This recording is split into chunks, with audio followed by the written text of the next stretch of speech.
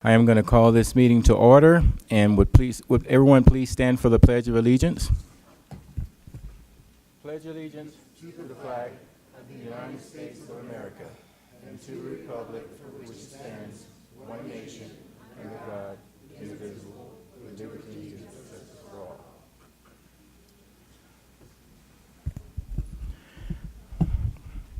Before we have roll call, Council is just going to pause for a moment of silence for one of our employees who passed away, Dan Vaughn.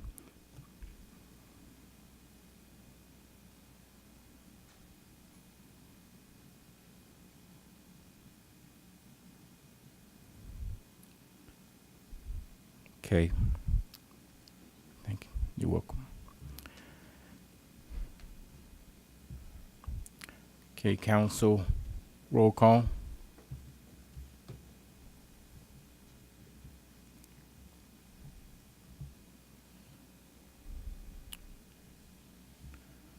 Ms. Lachelle. All councilors present, with Councilor Broyles previously asking to be excused, and a quorum has been declared. Okay, thank you. Up next on the agenda, we have the agenda approval. Councilor Vigil. Mayor, I move that we approve the agenda as presented, excusing Mr. Broyles from the meeting. I'll second. I will second. Okay, we have a motion and a second. Any further discussion? If not, please start voting.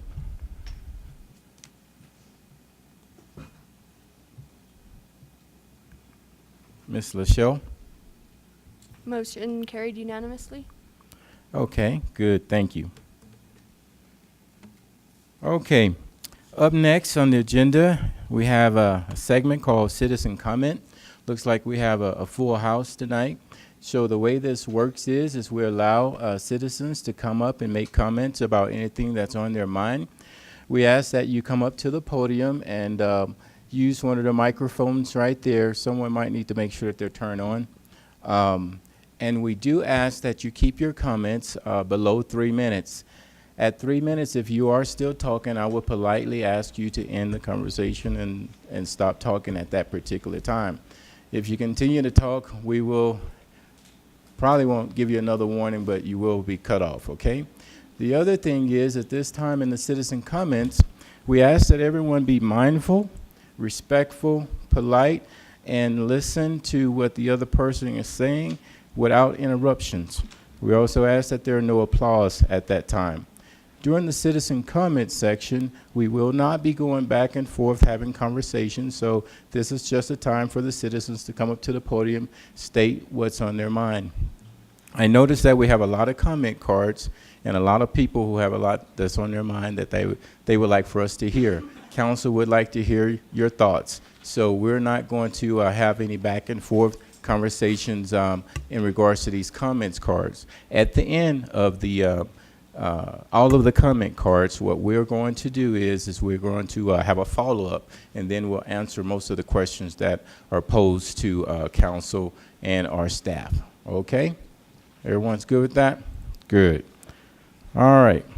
The first person I have to come up to the podium is Anne Marie De Herrera.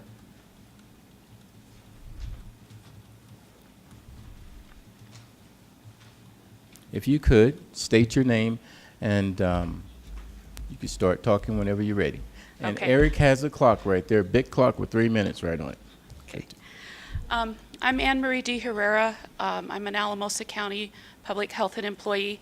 And first, I wanted to thank City Council and the city again for another successful skate night that we had on March 15th. We had 349 attendees, and our event went much smoother. Parks and Rec stepped up to the plate. They geared up more, and we had, again, large community support. So thank you, everybody who supported us. And then I also wanted to share that the Alamosa County Prevention Coalition last week chose our priority strategies that are related to our priority risk and protective factors. And one of them was offering public and building public support for altering the physical environment. So some of the things that we're going to be doing is aligning with Patrick Ortiz and Revitalize the Rio to help build that public support of building the trails and doing some things to get our outdoor activities going so that we can have better physical health, better mental health, which also shows to decrease stress and substance abuse in our families and our youth, and opportunities for families to recreate together and to bond again so that we can decrease these risky behaviors in the youth of our community. So I just wanted to share that we're going to be aligning our work. You'll be seeing more of us, and if anybody wants to volunteer to help us, please contact me. I'm at Public Health, and I did it in a minute and a half. Okay. So thank you for this opportunity. Thank you. Up next, we have J.J. Hostetter.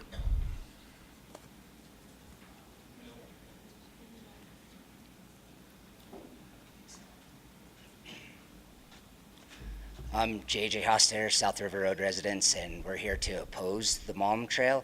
I know it was voted and passed with no opposition, but mostly because none of us knew about it or knew that it was even coming in.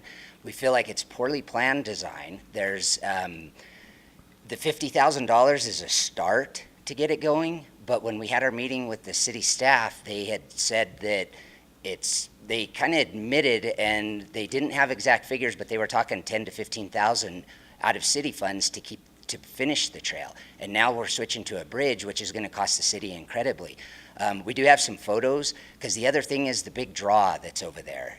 We don't feel like the scenery and what people will be seeing will attract the people. Everybody will come the first time because it's new, but after that, it won't be worth their time. And so we're encouraging City Council to vote to pause on this trail and come out and look yourselves. Some people have really been for it, thinking there's a lot back there that is appealing to see that people will come. And as residents, we don't believe so. We do have a lot of problems with South River Road with people driving a lot of traffic, excess traffic that aren't residents, and that there's syringes and things that you can find down on the corners further down South River Road. And we feel like you're opening up, by putting a bridge over that ditch, you're opening up that whole back property that won't be able to be policed. It won't be easily accessible. You can get through the recycle center and then 2 lock gates through the water treatment plant to get emergency services vehicles into the back, but that's a long response time. There's problems with the dam and it being a danger, so we could definitely foresee needing ambulances back there, and response time will be horrible. And if people aren't coming and you open that up to them, it's the same distance from La Puente to there as it is from the railroad property to La Puente. And it's difficult to control the railroad property right now with police being able to get right there. We feel like it's going to be overtaken by the homeless because of the inaccessibility for police to monitor it. If people come, we 100% believe that they will keep the homeless down and uncomfortable in that area. But there are 4 areas that are pretty thick brush that would be hard to detect people back in there, and they're off of the trail. The trail itself is not much nature. It's pretty flat, and you can see that from some pictures that we have that you'll be shown. So we don't feel like it's worth doing. It's costing the citizens and the city so much more money than what's anticipated. I mean, this $50,000 is very generous, and it's a lot of money, don't get me wrong. But if you can't do it for that, how many people, after everything that's gone on and that the city needs, are going to support you spending more of our money to do something that's not going to be used the way it's intended? Thank you. Thank you. Next, Lindsay Williams.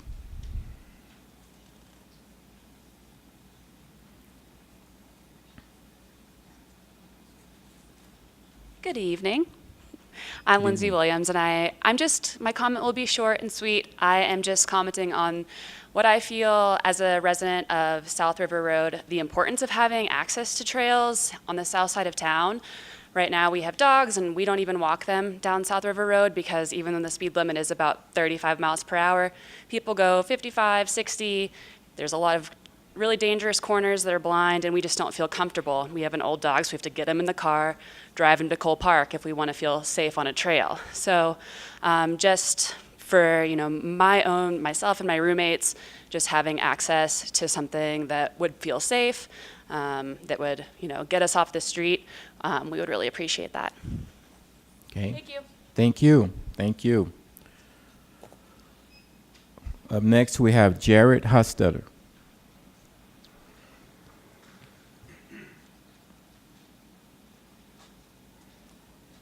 Yeah, I'm Jared Hostetter.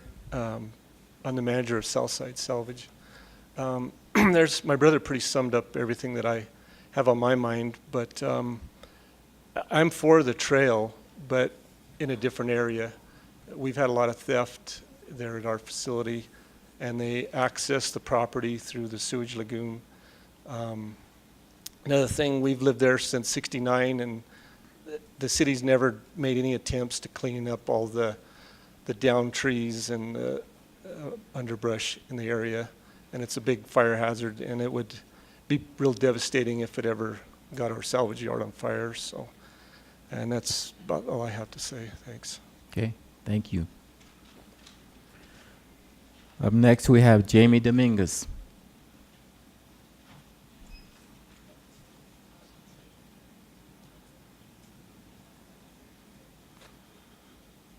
Hello, everybody. How you doing?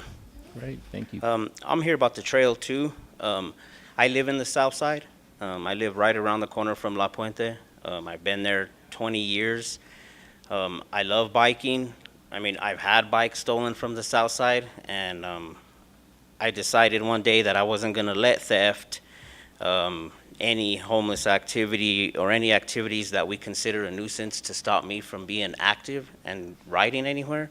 Right now, we have to go to the Cole Park or by the golf course to get on a trail. And when I heard this was happening, I immediately jumped on the board. And I am for the trail because we do need somewhere in the south side to ride.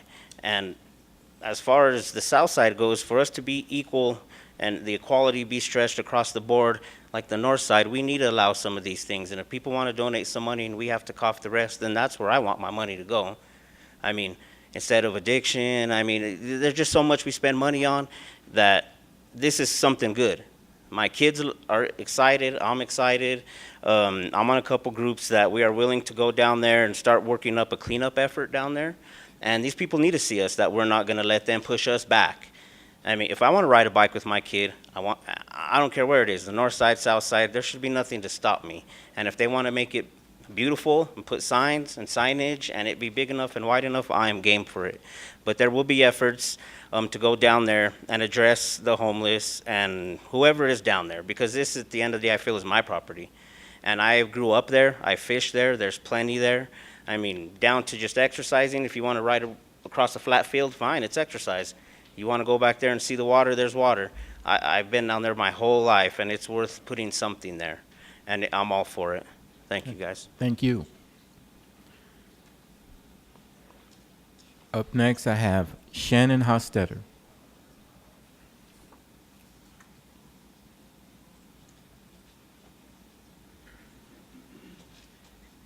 Yes, my name is Shannon Hostetter, and we live on South River Road. We have enjoyed the nature back there, but it seems that I guess I'm a little afraid of what's to come to our back door. There's no fencing unless we put it up at our expense. There's no diversion for someone to just come across, and the only way to have them get back to the trail is to either turn around or go up through on our deck and right in front of our home. It's an invasion of privacy, and I'm a little nervous. I've had I've had encounters with scary people that are back there. And when I called dispatch, they said, get to your home as soon as possible. We can't get anyone back there. That's a little scary and concerning to me with kids. I had my daughter who was 10 with me. So I'm a little concerned I'm also concerned that the trash, I'm concerned about the access, and I'm concerned as a property owner, how do we protect our property? How do we go about this? And so I would ask you to reconsider. I would also you to consider looking at the pictures, safety. I'm also looking at a global safety issue with the Lowhead Dam that you're going to lead people right to. That there's a gate that says no trespassing, but we'll show you pictures that obviously people go on that path. It's deadly. It will kill somebody. We have to address that. That's more cost and more fencing, and we will show you the pictures. So I would ask you to reconsider not the trail, and I'm part of the south side. That's where my heart and home is. But I would consider maybe a more responsible look at where the trail is placed. So, thank you. Thank you. Thank you.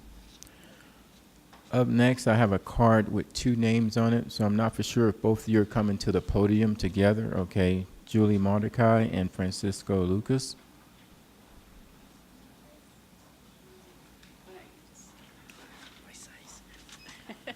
He said one for his size, one for mine. Okay. Hi, good Hi. evening. My name is Francisco Lucas.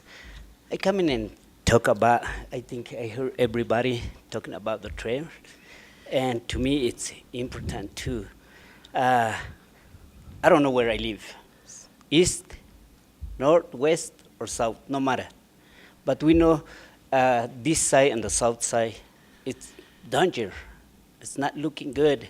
It's a lot of people renting the house, or they have their own house. They want to come to the park with the kids, walk, but it's scary. Yeah, and to cross the highway, it's hard. But if we have the trail, that's be safety. Because when we pass to the bridge and look into that side, it's look like no river there. It's look like no way to go, how we can walk. But just to come in at the park, it's looking good. But that side is scary. And that's why, to me, it's important. But that's be good if we can do the trail here, because to me, it's for the city too, for the tourists coming. Too many people come from somewhere special now. The summer is coming. It's a lot of people gonna come and visit. But how is our county it's look? That side is scary. I said that's, to me, if you guys support to do this trail for the south side, that's be good. Thank you. Thank So you. I'll add to that Francisco and Francisco brought a group of people together in the Guatemalan community. We had a meeting at their home when we were looking at Revitalize the Rio. He hosted 20 people. Mm-hmm.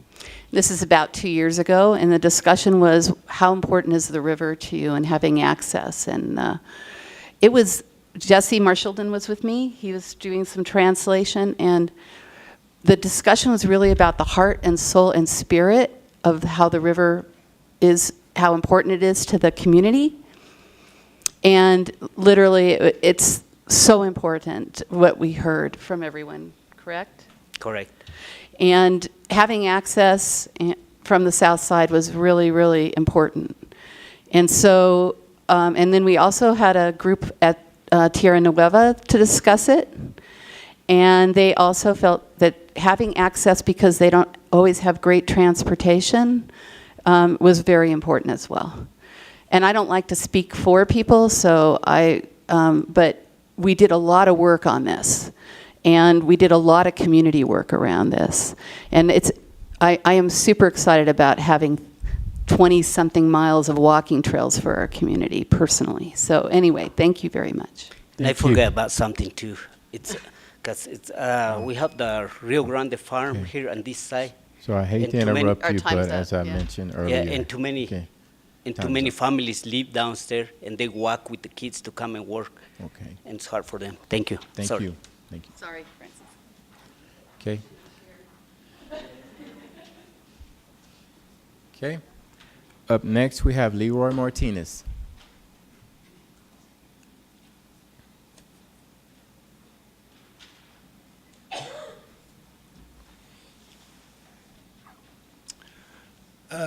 Good evening, folks. I am Leroy Martinez. I don't live in the city, but I'm the 6th generation in this valley.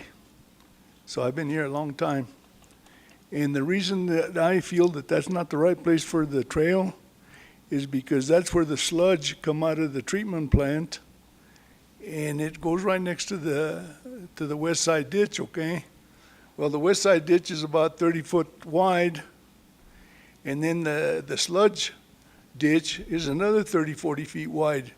So you can't put a trail there. Right now, our ditch bank is only 3 to 4 foot wide. So when we need to go in there to repair it, it's going to get very expensive, or we're going to have to widen it towards the city property. And the reason that we had never said anything about it before, because it wasn't hurting anything, but they always put that sledge water alongside of it, and then they'd wash it out with the west side ditch water. There's a head gate right there. I don't know if you guys have been there or not, but there's a head gate right there, and they'd open up the head gate there to wash all that sludge towards the river. And I know that's the reason that they changed the source that goes into the Rio Grande, is because it wasn't getting purified enough where it was coming out there. And all of those sludge ponds are still there. And so you've got to walk right alongside of them. And it borders the Hostetter property over there. And I'm not against the trails, okay? But I just wanted to notify you that it's going to get very expensive there, because you can ask your attorney. We still have 35 foot on each side of that, at our easement on our west side ditch.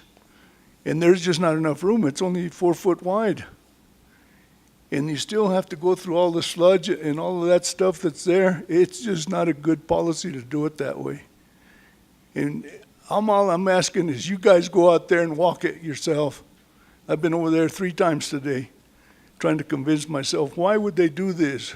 Why would I want to name the sludge after me? I don't want that. I don't think I would want it after my parents either. You folks need to just go take a hard look for yourselves, and then you decide. And I don't think these folks are asking for anything unreasonable, but it's not going to affect them to a point, but it will if there's any homeless there. But it's just not a good trail. It isn't. And that's all I can ask is go over there and look at it or walk it. I'll even go with you. I don't think that's asking too much. You don't have to do this tomorrow. You've got time to extend it or do it whenever you have to. And Thank you, Mr. Martinez. you bet. Thank you. You're welcome. Up next, we have Ruthie Brown.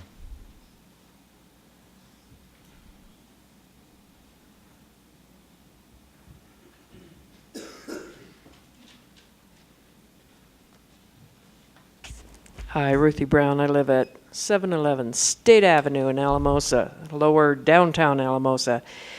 Anyway, a few things. First of all, the street sweeper. When you send that old street sweeper out, it's like manna from heaven because it does the job. You need to sell the new street sweeper, trade it in, get a different one, keep your old one running because the old one is wonderful. With spring coming, I'm hoping, as you know, I have to put wheelbarrows and gates and pallets of soil on our sidewalk to keep the damn bike riders off. If you're not going to enforce the ordinance, take it off the books, and then we have nothing to complain about. Also, I hope weeds. I already have that damn kochia weed sprouting in my alley. It's early, so unless we are going to give tickets on weeds, then we need to take that off the books. So this path, I'm usually kind of in tune with what goes on in Alamosa, but I guess I wasn't involved. But when there's this many people for and or against something, I think you need to step back. I would like to walk it, I guess, and I'm not a walker, but I'm tired of spending money and spending money and spending money and spending money when we can't afford to take care of the things we have. I think I remember comprehensive plan saying we have enough parks in Alamosa. Maybe even a little bit too much park, and I could be wrong on that, but then we're building a park out there on Craft, which is the correct thing to do, I guess. But now we're going to build a path, and who's going to maintain it? Who's going to pick it up? Who's going to monitor it daily for these people? Let's walk it. Let's get out there and have someone hit Leroy with a rock and call an ambulance and see how will hit me with a rock. But is that a legitimate concern? And I'm on the south side. I'm for everything on the south side, but response time sometimes in my neighborhood is slow for any number of reasons. And hindsight's really great, but it doesn't have to be done tomorrow. So I would love to walk it. Early mornings or evenings work for me. And also I have a petition at the store to try and keep JCPenney's in town. I don't know that it will do anything. We have a lot of signatures. And April 13th at 10 o'clock, we're going to take a picture in front of the store with JCPenney's. And I have a phone number that you can call their consumer line to ask them to keep it open. Thank you. Up next, we have Amanda Pearson. Hello. Hello. I'm here for several other things, but I thought I'd let you know what's happening next week with the Food Bank and Hunger Education Week. We have the Crop Walk. Helps with world hunger, with the World Church Organization and local hunger. Hoping to have about 300 people. I'd love to see you. Starting at registration at 1 o'clock, walk at 2 o'clock at the Senior Citizen Center. Walking around our community. Indoor gardening at ASU Community Gardens. Some container gardening for those of you who, like me, have dogs that would dig up your garden or don't have much room. Fill the Van food drive.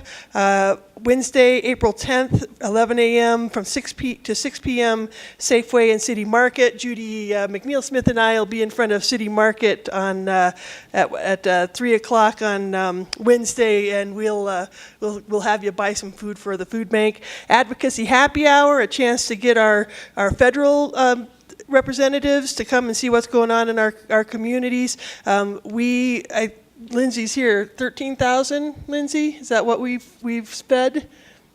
12,000 people in the valley of 45,000 people through our food banks. We want to have our federal governments know what's going on.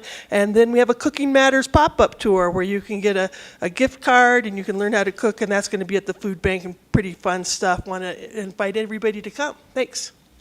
Thank you. Thank you. Up next, we have Lee Cochran.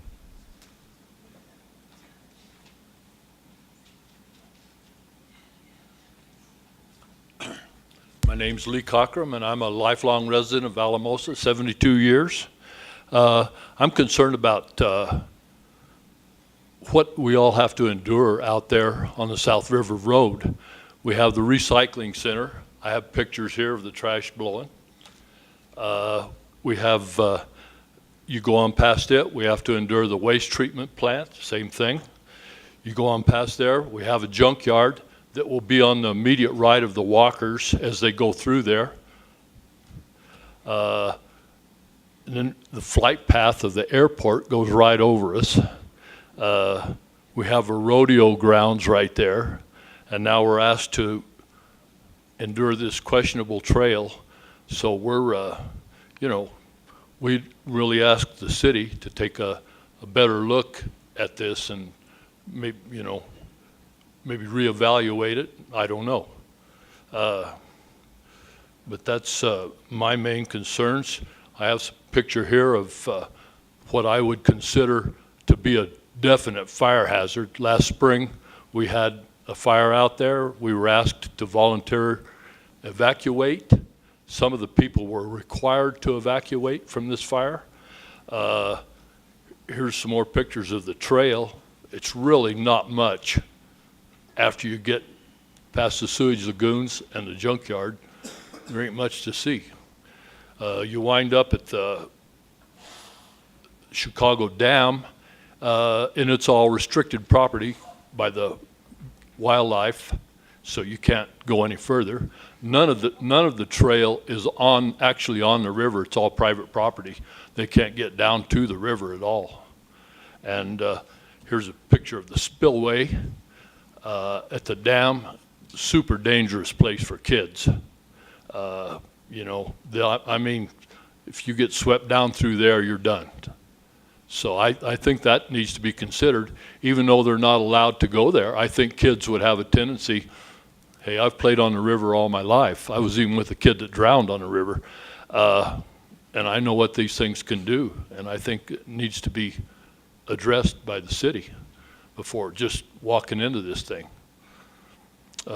You know, it's definitely a fire hazard. I don't know, has there been any kind of study on wetlands?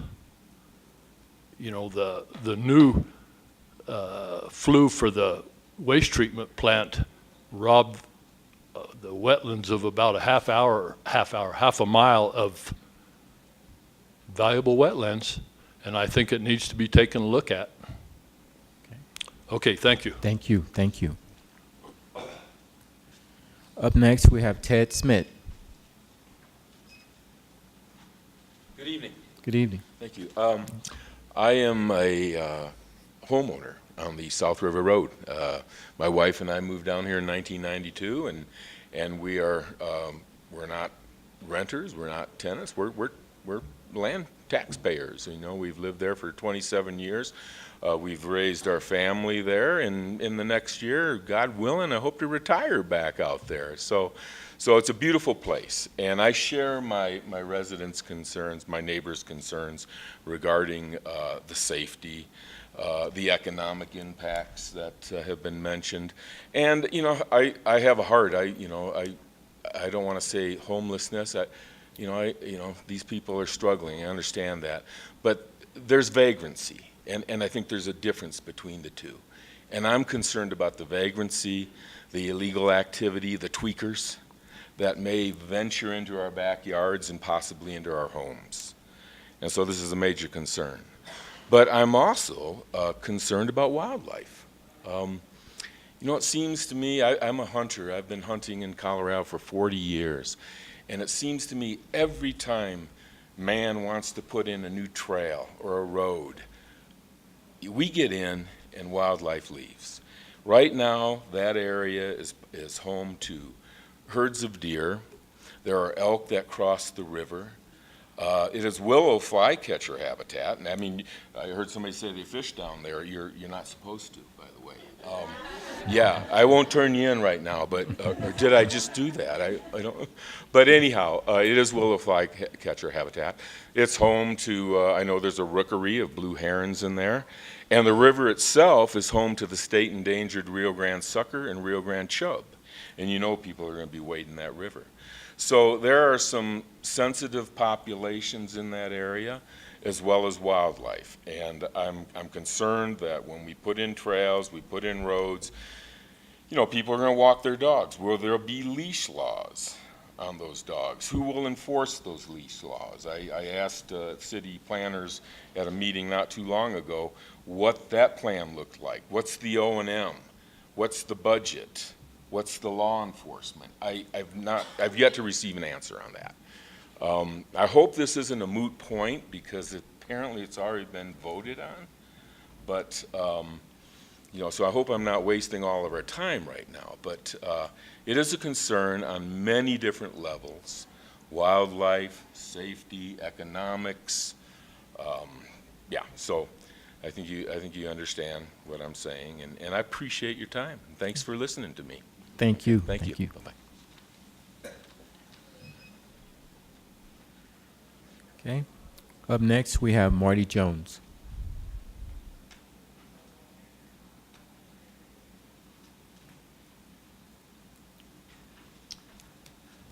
Thank you, Council. Marty Jones. I'm a resident of Alamosa, and I do enjoy riding my bike And I want to commend the city for the recent efforts, well, over the last 10 years, of installing bike lanes on some of the paved streets and all the new trails that have gone in.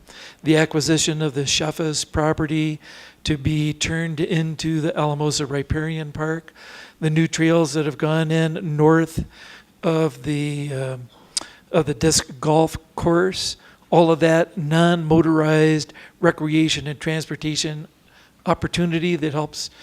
I'm not really in shape, but it does give me a chance to get some exercise and see some animals that I wouldn't see if I just stayed in my backyard. I do ride my bicycle down South River Road quite a bit, but it's always on the road because there's no real bike path or bike trail on the south side of town. And so having access to the south side for a bike trail would really be beneficial just for me. Again, I want to just commend the city for all the efforts that they have made towards improving non-motorized recreation and transportation opportunities in the city. Thank you.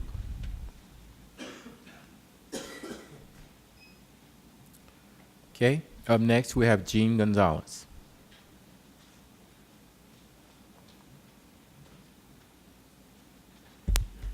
My name is Gene Gonzalez. I live on the South River Road, and I'm really neither for or against this trail, but I do have some concerns.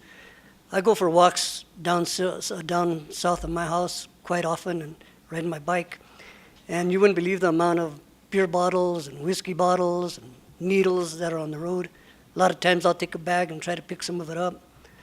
And I'm just concerned that this could become a haven for more of that type of activity. And it's like Jamie says, you can't let that deter you, but it's going to take a lot of resources to monitor that. I don't know if the city's going to be responsible or the county, but it's going to have to be looked into because I am afraid, because just what I've seen a lot of wrecks on that road just from alcohol use, and I just have concerns that it could become a haven for that type of activity. But like Jamie says, we can't let that deter us, but there's going to have to be some oversight, and it's going to have to be looked into pretty carefully because somebody's going to have to monitor that. Thank you. Thank you. Thank you. Okay. Up next, we have Aaron Mittenberger.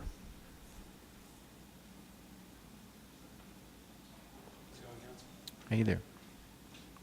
So, Aaron Miltenberger, I'm a resident of Alamosa County, and I live on South River Road with my partner and our 2 kids and a bunch of other animals out there. And I just want to tell you a quick story about my summer last summer. And every day when I got off of work, I got my kids out, put bicycle helmets on them, and we went biking all around this city every day, except for when it was really rainy, which wasn't too much last summer. And it was really great at first, just kind of tooting around as my kids were learning to ride, but as they got a little bit more confident on their bicycles and wanted to go a little further, we started to go a block, 2, 3 blocks, make it over to some of those bigger roads. And the reality is that crossing State Street for us was pretty dangerous. And crossing, 160 that goes on Main Street was super dangerous for us. And it got to a point where my kids were really scared about bicycling. And we couldn't go down South River Road. I think you've heard from a lot of my neighbors about the danger of people driving really fast and people under influence of drugs and alcohol driving down that road. And so we became really interested in what it would look like to advocate for some trail access on the south side. We watched more trails get developed on the north side. We watched a new dog park get put in by the city, which I think is fantastic. We watched the Oxbow Trail go in from the city of Alamosa, which I think is fantastic. And still, there wasn't development of access on the south side to trails for bikes and walkers and runners. almost every day. My house, by the way, is right across from where the potential parking lot would be. It's right across the street from my driveway. I don't think there's anybody that would be more impacted by traffic in that parking lot, at least, than me. I agree that the Hosteters would be very, very impacted by folks going back there. But in terms of parking traffic, I'm probably most impacted. And every day we see an Adams State University van pull up and download a whole bunch of runners. And they have to run on that road with people going 60 miles an hour, throwing beer bottles out the window. It's not safe. It's not safe for my family to take bike rides or nature walks. And I agree with Ted about the environmental piece. I'm really concerned about making sure that this is safe for the wildlife out there, because I think that's a big reason why a lot of us chose to have our homes and our families out there, is because access to kind of the quiet and the nature and the beauty. But I also want to share that with the other residents on south side of Alamosa. I think that they deserve it, and I really appreciate council looking into Malm, and I appreciate all of my neighbors coming out to give comments today. Thank you. Thank you. Thank you.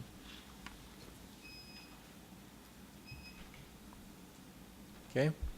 Up next, we have Don Thompson.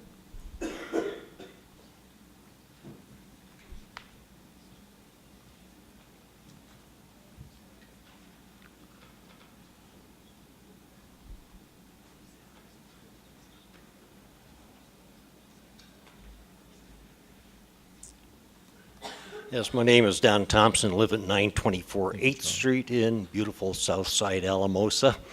And I see you have a long agenda. I apologize for taking your time, but besides volunteering at the Colorado Welcome Center, I'm treasurer for Friends of the San Luis Valley National Wildlife Refuges. And between those two organizations, I've heard them work on trying to come up with a way to access the refuge from Alamosa. What I passed out there, those trail guides, the marketing district felt that trails were important enough to people to spend their own money, which most organizations, if they can figure a way not to do that, they do. Anyway, trails are very important to me. I find through my working at the Welcome Center, people coming into the Welcome Center, how important trails are to them. As has been mentioned, we don't have any trails on the south side. Some of the advantages of trails, of course, quality of life, which is an important one to me. It's very beneficial for health to get out and enjoy the fresh air and expend a little energy and build up your body. The tourists, of course, have a strong interest in it, but it's been found to improve property values.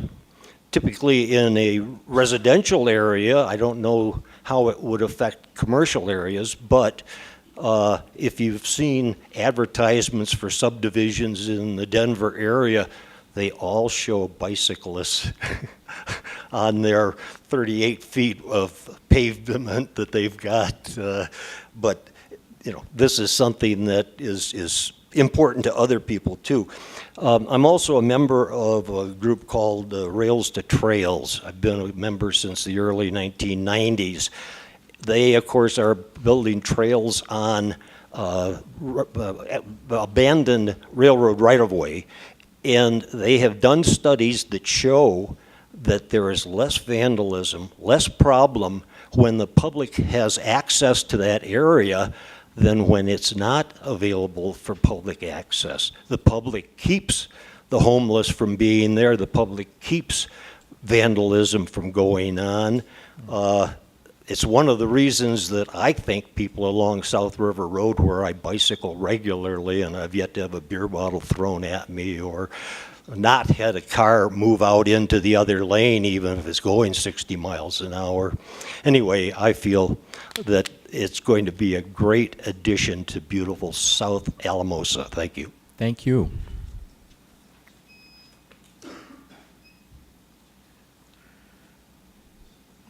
Okay, up next we have Grantley Showalter.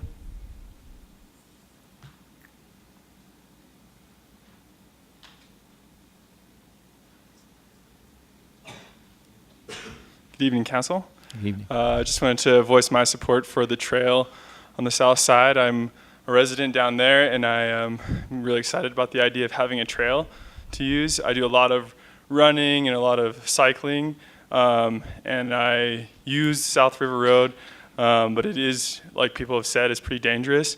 There's also not a great way to get to the north side of town where there is access to trails when you're on a bike or just running.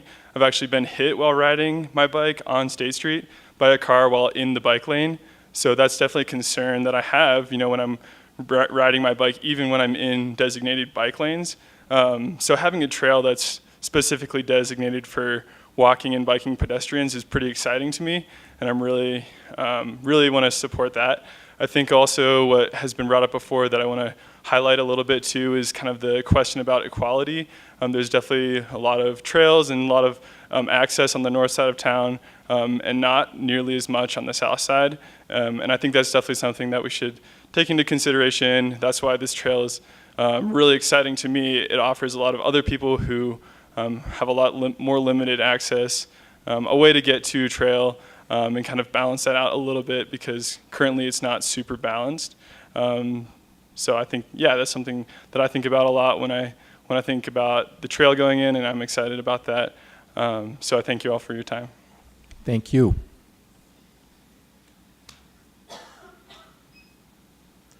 Okay. Up next, Jesse McEldown.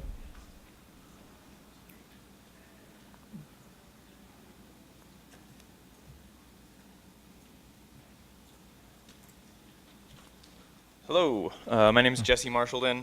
I am a South River Road resident. I am also, full disclosure, on the Parks and Rec board. But as a citizen, when I saw the Malm Trail proposal come into my email, my first thought was like, yeah, awesome. And for all of the reasons that have been voiced by others tonight, I felt a strong sense of support for the project. And I would just add that, I spend a lot of time on the trail system that has already been established in the northern part of Alamosa. And what I don't ever see on those trails that go right through people's backyards is people doing drugs, or people drinking, or people being, vagrants. And I think that just the absence of it, where all of the other trails are in Alamosa, is very indicative of how a new trail in the south side would impact the neighborhood. And I do share the concerns around wildlife. I think that's maybe something that should be considered. But all in all, I think for the public health and well-being piece of things, that the trail is, it's a home run. Anyway, that's my comment. Thanks. Okay. Thank you. On behalf of the City Council, we would like to thank all of you who had comments. At this time is where we return everything over to our city manager and city attorney for follow-up. If you can make any comments and answer any of those comments, appreciate it. Thank you, Mayor. I think this is a good opportunity to just provide some background and some further information in regards to this topic. What you see here is the visual for the trail. We were really excited to get matched up with a donor and to have this opportunity from a social equity perspective. As you've heard from tonight in regards to where a majority of the city's trails are on the north side of Alamosa, and this was an amazing opportunity to bring some of these resources down to our neighborhoods in South Alamosa. And so with that excitement, we were moving forward and getting things prepared. And then it was shared with us that there were some residents along South River Road that had some concerns. And so it was surprising to us, but we wanted to make sure we understood what those concerns were. So we pushed the pause button and we held a meeting in order to better understand what those concerns were. And almost everything that was shared that night, I think, was shared tonight as well in regards to the different list of items that there are concerns. And so what we did following that is on multiple occasions with multiple different staff and other partners walk this area over and over again in order to try to get a feel for ourselves. What parts of those concerns do we think we really need to take into consideration and make adjustments? What parts of those concerns do we just have a different opinion on, and those types of things. And so it was something that we took very seriously, the input that we were receiving from the neighborhood, because we want to make sure we do this right. And we want to make sure that if someone brings something to our attention, that we're paying attention to it and that we're doing our due diligence. So some of the modifications from this original trail that you're going to see here, based entirely on what that public input session vetted to staff, is we are going to be more open on where we locate this parking lot. We want to work with the neighbors who are directly across the street, so you'll probably be getting a phone call, on if that's the right location or if it should be shifted a little further away from the driveway. We also heard concerns on, are we going to put a light in there or not? I think we are definitely open to putting a light, but sometimes residents don't want a light if it shines awkwardly into their window or something. So that is something that we were going to do additional reach out to those who are directly across from where that parking lot might go. So the siding of this parking lot might shift a little in regards to maybe create a little more distance from the entrance and that other driveway and some of those considerations, and take advantage of, there might be, this land might be a little more level, and those types of considerations as well. So we did get our streets director out there to take a look at all of those considerations. So that is one of the changes we made following the input that we received from the neighborhood.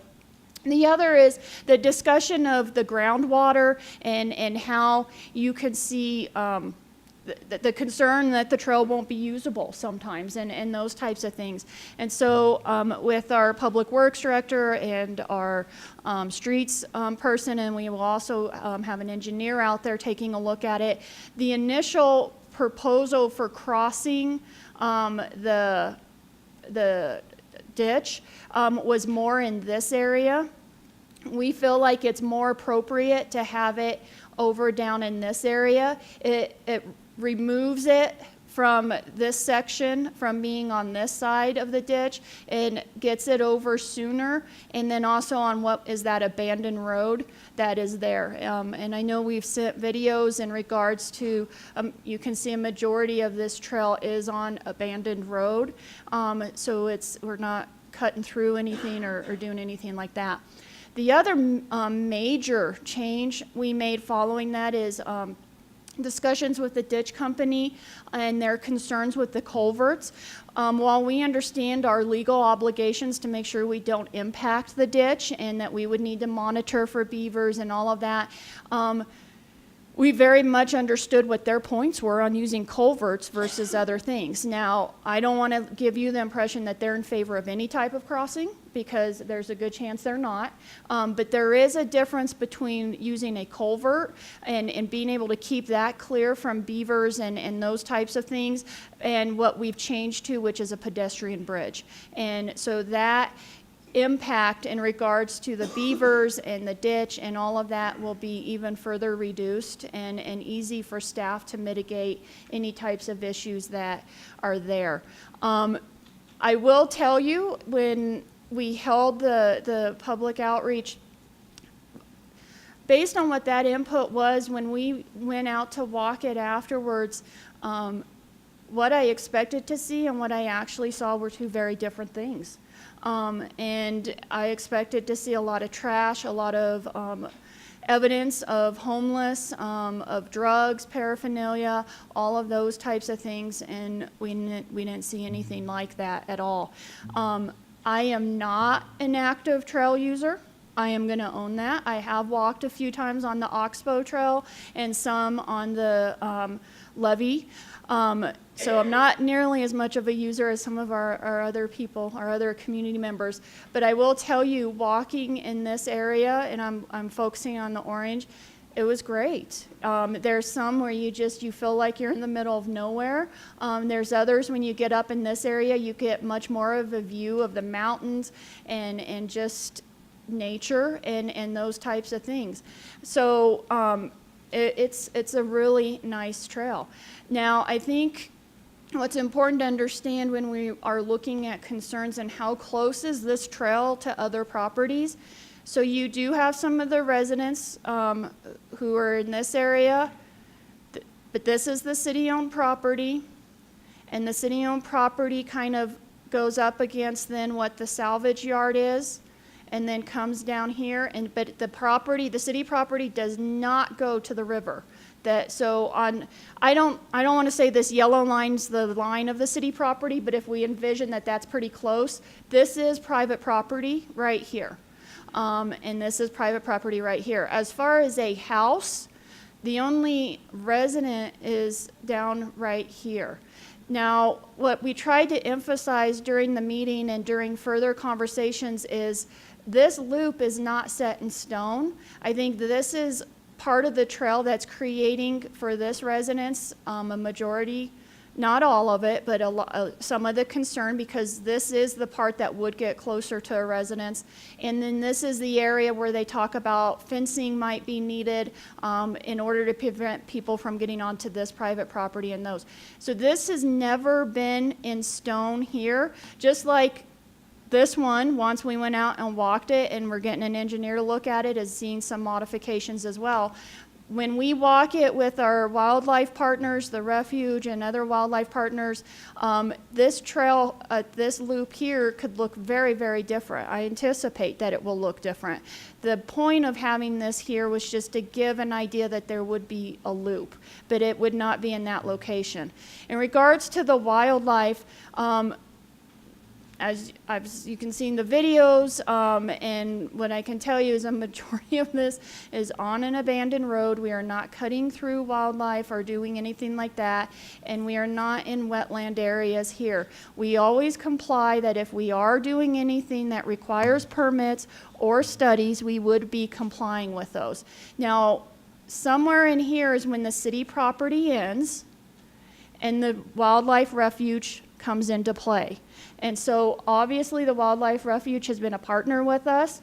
They will handle or work with us on any studies that's required, the placement of it on their property, and what happens to the trail once we get up into here. And so we've been very grateful for their participation, and that just the fact that they're opening up the refuge more. I know that's a big change from what it's been historically. And so they very much are aware of what's required and not required from a wildlife perspective, and will be managing that part of the project. In regards to transparency and costs, the $50,000 donation is covering all of the hard costs. We were straightforward in that we will use city crews in regards to clear the parking lot, and we are using volunteers and some other grants to do some of the other work to develop the trail that's not necessarily on the abandoned road. So we've put that on the website. They wanted an estimate on, like, if we're going to value the staff time, what that would be, and so that's what we were trying to provide them. But I want to make sure we're clear that this is not cash that the city is paying. We are diverting the city resources, so we'd be paying them, but instead of filling a pothole that day, we will be clearing the way for a parking lot. So in regards to cost, I think it's important for that consideration. One of the staff that walked this with me and also attended the public meeting was our police chief. And you heard tonight some of the concerns related to crime, access, and those types of things. We started talking from a trail perspective entirely, because if you notice the trails we have on the ranch, some of them are accessible, some are not. The Sheffis property is even less accessible from an emergency perspective. There is a little bit of an understanding when someone goes out onto a trail that you are getting away from certain things like that. But what we started to talk about, and it started with the Inspire grant that funded John's position, which is our outdoor recreationist, but it also funded some of the equipment we need to better maintain trails and those types of things. And so as we were talking with the police chief, we need to continue that evolution to make sure they have the tools they need from a response perspective as well. As far as being able to get into areas and get through gates, a lot of people may not realize this, but there's a lot of areas in town that are locked or not accessible to the general public, but that the police have lock boxes or other types of keys in advance in case they need to respond to those areas. And so this would be no different than anything like that in regards to a response perspective.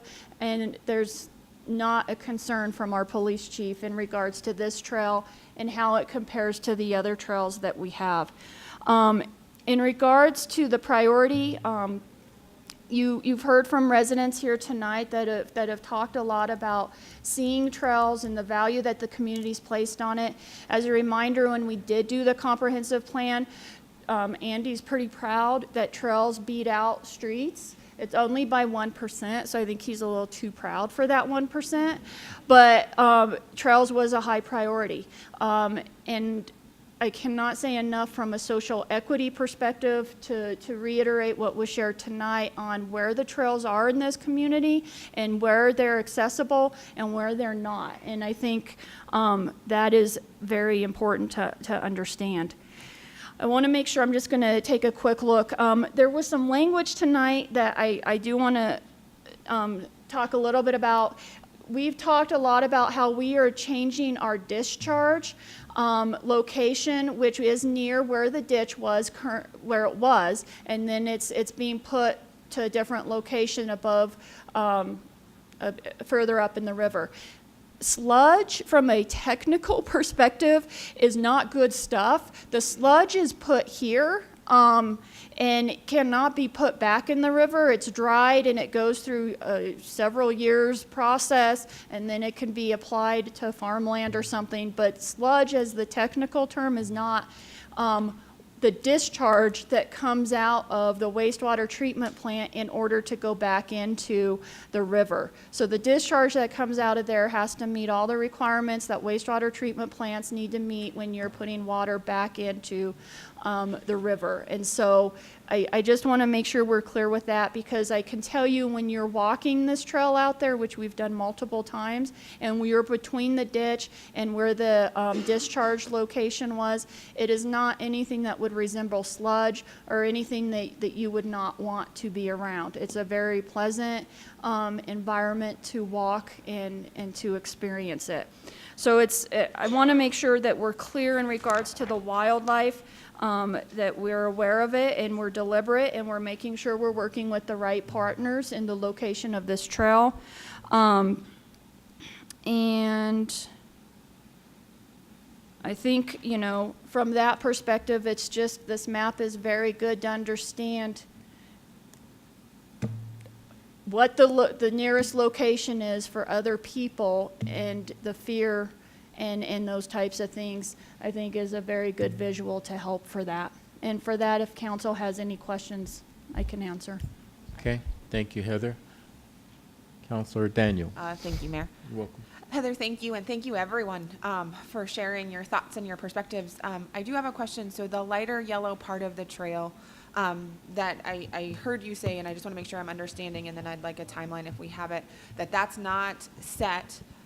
What would it take to get that set? Like, what are we waiting for to get that set? Like, can you expand a little bit more on what the plan is for that? So we were much more focused on this orange, but continued discussions with the donor is that she does want a loop, but the exact location is not critical to her, but she does want a loop. So this could easily, I don't know if this shows up on your screen or if it would help to turn around, but this could easily just then go like this, or we could bring the loop and go this way. So I think they were just trying to get as much trail length as possible when they put this on there.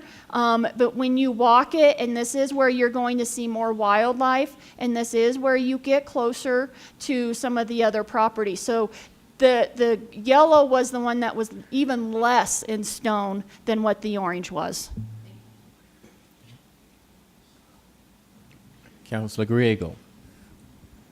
On this map here, on the orange, how close are they to the houses there? You know where that, it's like a V there? Right there. Sorry, there's no houses right here. So this is the closest this orange gets to private property if you don't count the beginning with the parking lot. So right here is the closest that this trail on the orange gets to private property, and that's the salvage yard. There is a fence that's already here. We are going to look at putting appropriate signage here in regards to staying on the trail, and if we need to put an additional fencing and signage here where it gets the closest, then that's more than fine, and there's a contingency in the budget that would allow for that. As far as houses, the only other one would be in this area, which is why I said I think this is why that section of the trail caused some concern. So when you talk about closest, what are you talking about? A block, 2 blocks, or like, because it looks like it's far away, the orange, from any kind of, from all those houses there. Oh, see, the city attorney is helping. Okay. Oh, how do I get, there we go. So there, I'm not sure where everyone lives. So there's homes here, and there's homes here. So in regards to, if you think about the trail that we have in other areas of the community, it's a very different closeness.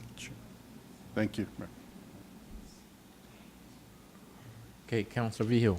Thank you, Mayor. Heather, can you just tell me again, so you're thinking of once you get out of the parking lot, moving the beginning of the trail across to that dirt road that's no longer in use? Yes, sir. And there's a few different reasons. So during certain times of the year, just the groundwater and some of it is it because that's our discharge is so close, or the ditch? I don't know. So when we change it, it might not be the same, but you can see more groundwater here. And so from a trail perspective, we wanted to take that into consideration. But the other is from when you walk it and you look at the bank of the ditch, it's over here that it's a little bit more narrow and it's more elevated. So structurally, it represents a better area to put a pedestrian bridge.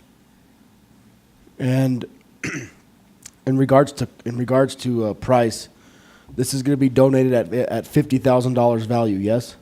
Correct. And are we going to pay any more monetary money to help create this path? At this point in time, no. Okay. Thank you. Okay. Any other comments? Okay. All right. Thank you, Heather. Thank you, Eric.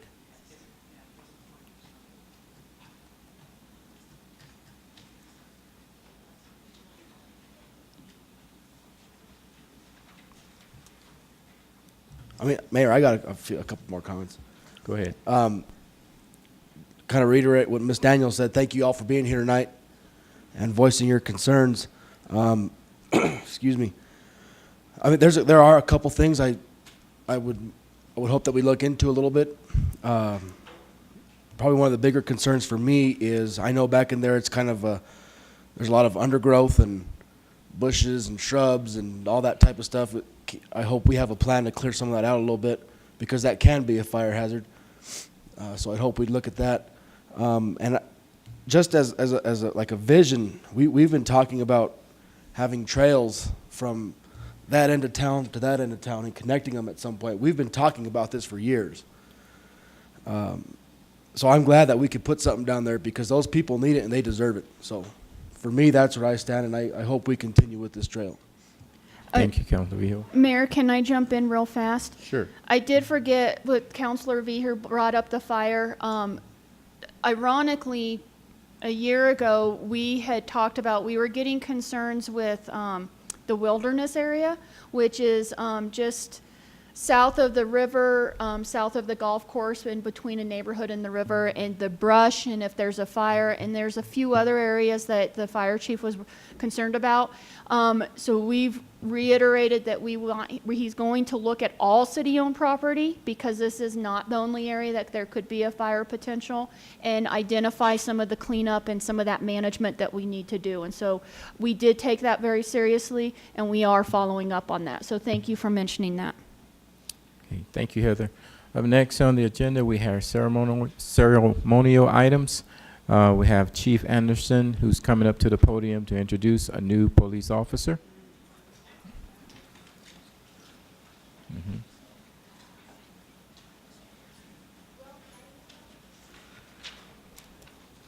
Chief, we'll wait just a moment so everyone who's Yes, sir. gonna leave. Okay.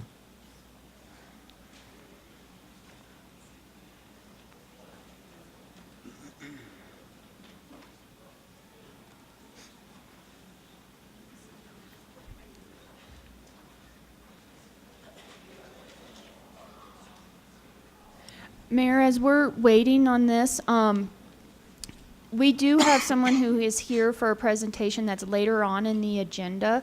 We were wondering if you'd want to move that agenda item up to after the lead update, just so Cleve Simpson doesn't have to wait till the very end. I think he's the last agenda item almost. So we could get through all of our ceremonial items, our lead update, and then maybe move that agenda item up. Okay, which item is that, Heather? It is 5A. Oh, no, 5B. Okay, so we'll move 5B up to right after the ceremonial items. Is that what you want? Or right after lead, whichever one. Right after lead? Yep. Okay. Thank you, sir. All right, thank you. I'm quite sure council will remind me when we get to that point. All right, good deal.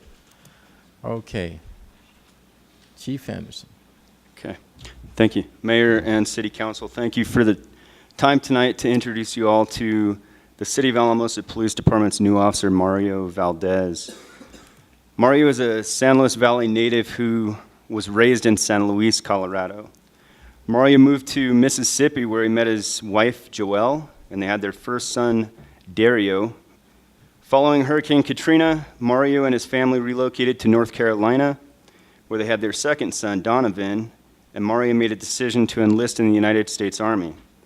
While in the Army, Mario was deployed to Iraq with the 1st Armored Division out of Fort Bliss in El Paso, Texas. Upon his return, Mario re-enlisted, and he and his family moved to Fort Carson in Colorado Springs.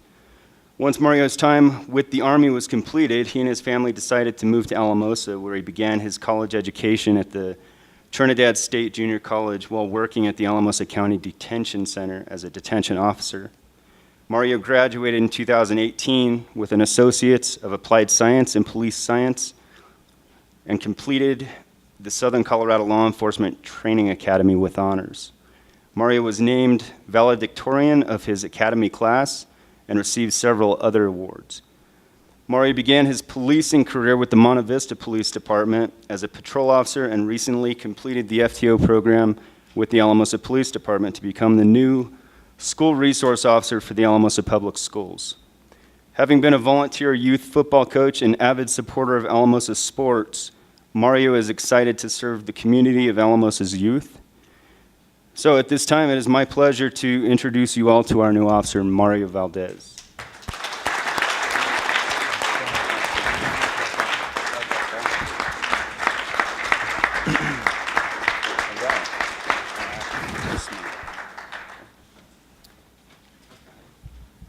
Mayor, City Council, thanks for having me. So I'd just like to say thanks to the City of Alamosa, Chief Anderson, Captain Spangler, Captain Mestis, and all the rest of the officers for giving me a chance to, come on and work with a great team of guys and help serve the community of Alamosa. I'm super excited to be here. I'm really happy to go work inside the schools with some of our youth. I've worked a lot with them, coaching youth football, and I'm an avid sports fan, so I go to a lot of the games, wrestling tournaments, a lot of the stuff like that. So I'm going to be really excited to work with the kids. Thank you. Thank you, thank you, thank you. Don't leave yet. I believe some of the council members are gonna have some comments, okay? Mario, I just want to say congratulations. You're a great asset to this community. I've known Mario my whole life, and he will be a tremendous asset. Thank you, Mario. Thank you, sir. Thanks, Chief. Good people. Okay. Councilor Daniel? Thank you, Mayor. Welcome. I just want to say I'm really excited that you'll be our new school resource officer. It's one of, I think, the most important positions we have working with our youth. So thank you for doing that, and we're glad to have you on board. And thank you, ma'am. I appreciate it. Okay. Any other? Okay. If not, I will say a few words. Mario, really glad to see you a part of the team. I've been knowing you and your family for several years, and I can tell that you're going to do great working with the youth, because I had a fortunate opportunity of coaching youth football with you, and you were a great coach, and you had the patience to deal with the young students as well. So we wish you much success, and welcome to our family, and thank you for your family support as well. We wish you the best. Thanks. You're Thank you, welcome. Mayor. You're welcome. Thank you. All right, thanks. Okay. Thanks, everybody. Okay. Up next, we have child abuse awareness. We have a proclamation. Usually the proclamations are read by me, but what we try to do is, since it takes all of us to work together as a team on council, from time to time we'll share the proclamations to be read by other council members, and tonight I have some help. Reading the first proclamation on child abuse awareness, we have Councilor Griego who's going to read that. Before he starts reading, do we have anyone in the audience who's representing this proclamation? Okay, good. If you all don't mind, if you can come up to the podium. And then after Councilor Griego reads it, we'll come down and present the proclamation to you and take pictures, okay? Did they want to make some comments? Did you want to make any comments first? Just talking to the mic.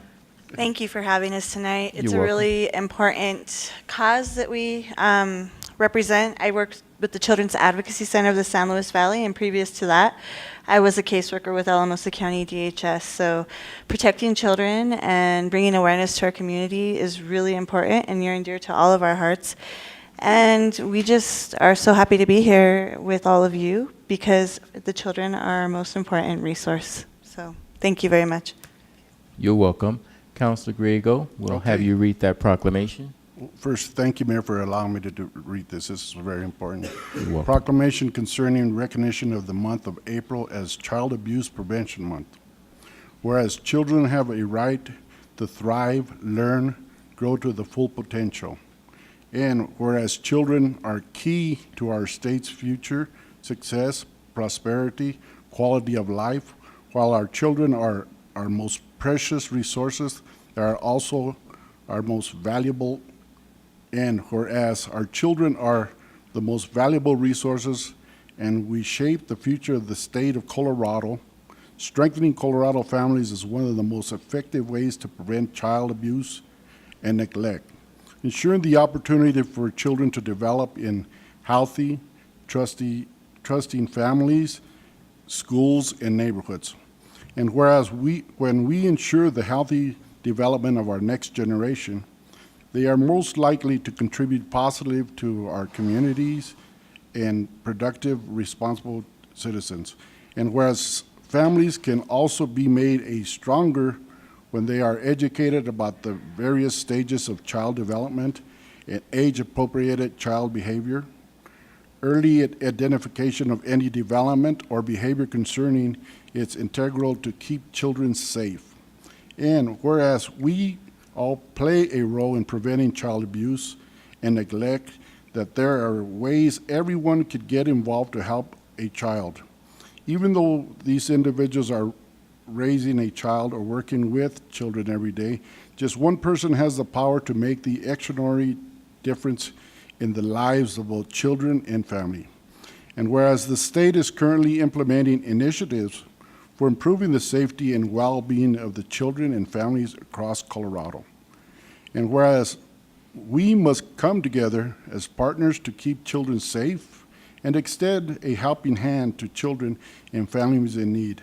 And whereas we will work to ensure that Colorado's children will grow their full potential as the next generation of leaders, helping to secure the future of our community, state, and nation. And whereas I call upon all Coloradans to provide safe, stable, nurturing relationships and environment for our children, free of violence and abuse and neglect. And this is going to be signed by our mayor and on behalf of the rest of the City Council as of April 2019. Thank you, Councilor Griego. Thank you. Sign that. Okay, we'll go down there and present this, if that's okay.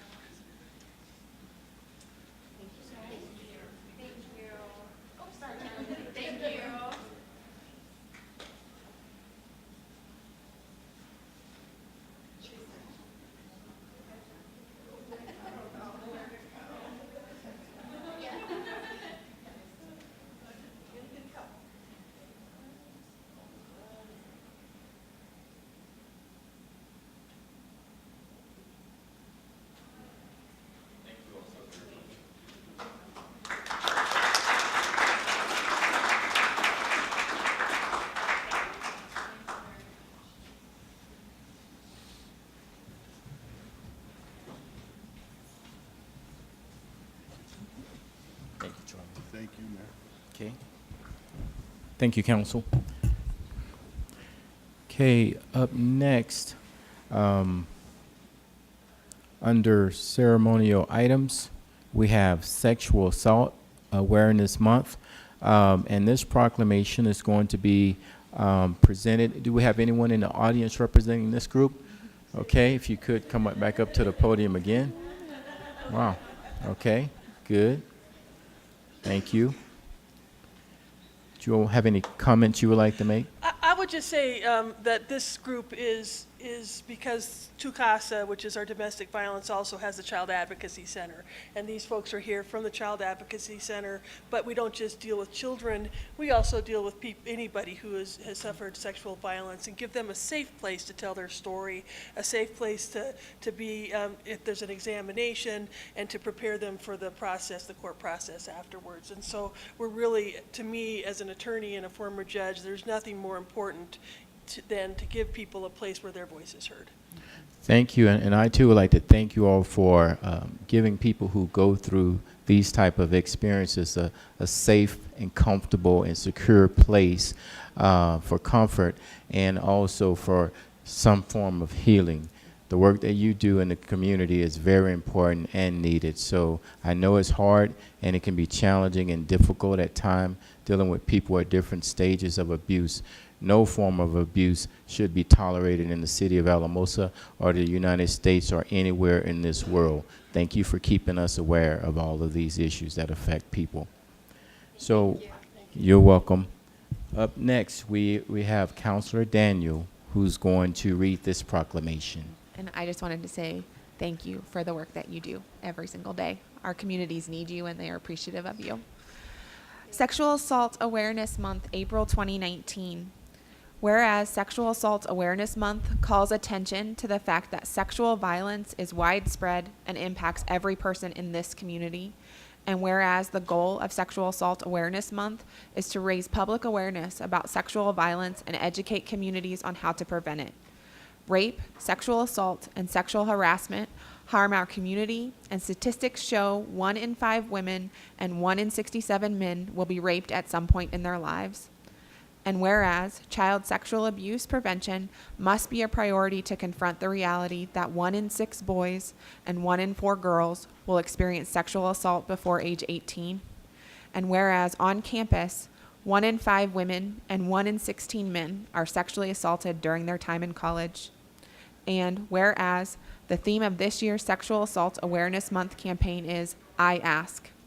The campaign champions the power of asking for consent, whether it be asking to hold someone's hand, for permission to share personal information with others, or if a partner is interested in sex. Consent is a clear, concrete example of what it takes to end sexual harassment, abuse, and assault. The goal of the campaign is to empower everyone to put consent into practice. I Ask is the statement by which individuals will demonstrate that asking for consent is a healthy, normal, and necessary part of everyday interactions. Now, therefore, the mayor and our council join and advocate communities across the country in taking action to prevent sexual violence by proclaiming April 2019 as Sexual Assault Awareness Month. April is Sexual Assault Awareness Month, and each day of the year is an opportunity to create change for the future.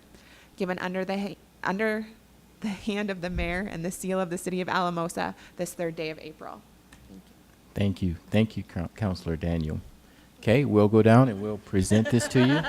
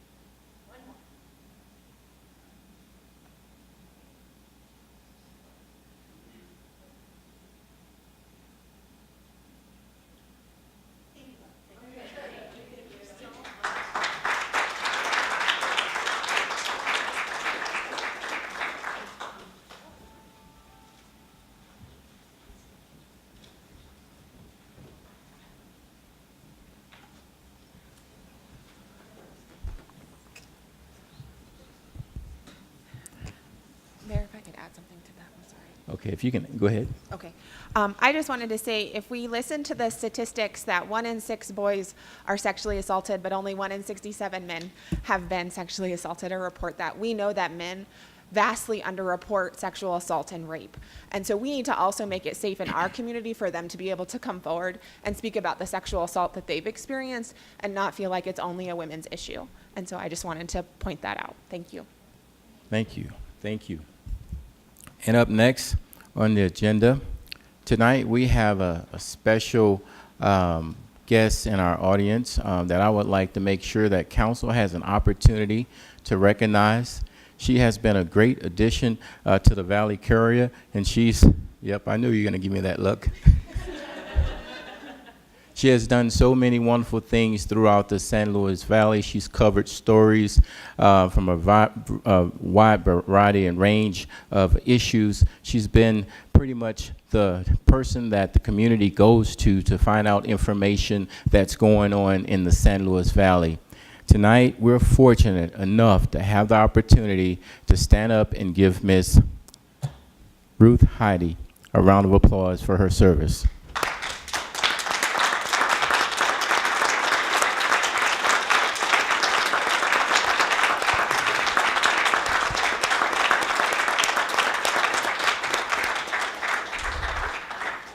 Ruth, you have covered a lot of proclamations, but you've never covered one about you.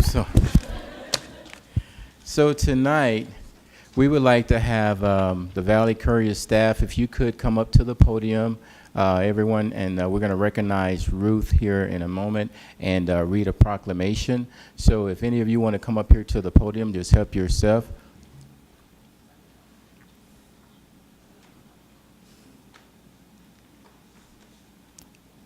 You too, Ruth. I'm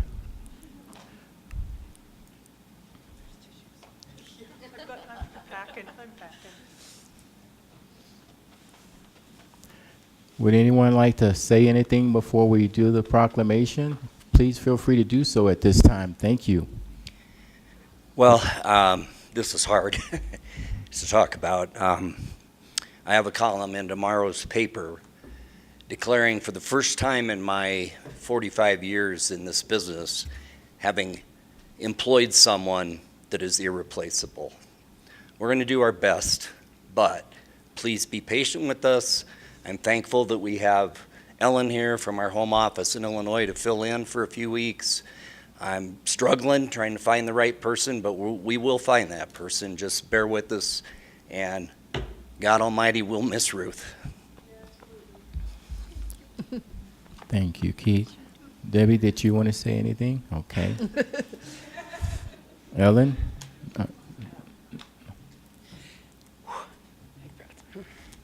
Well, on behalf of News Media Corporation, which is the parent company of Alamosa newspapers in Colorado and such, we're very thankful for Ruth's service. She was here long before we were.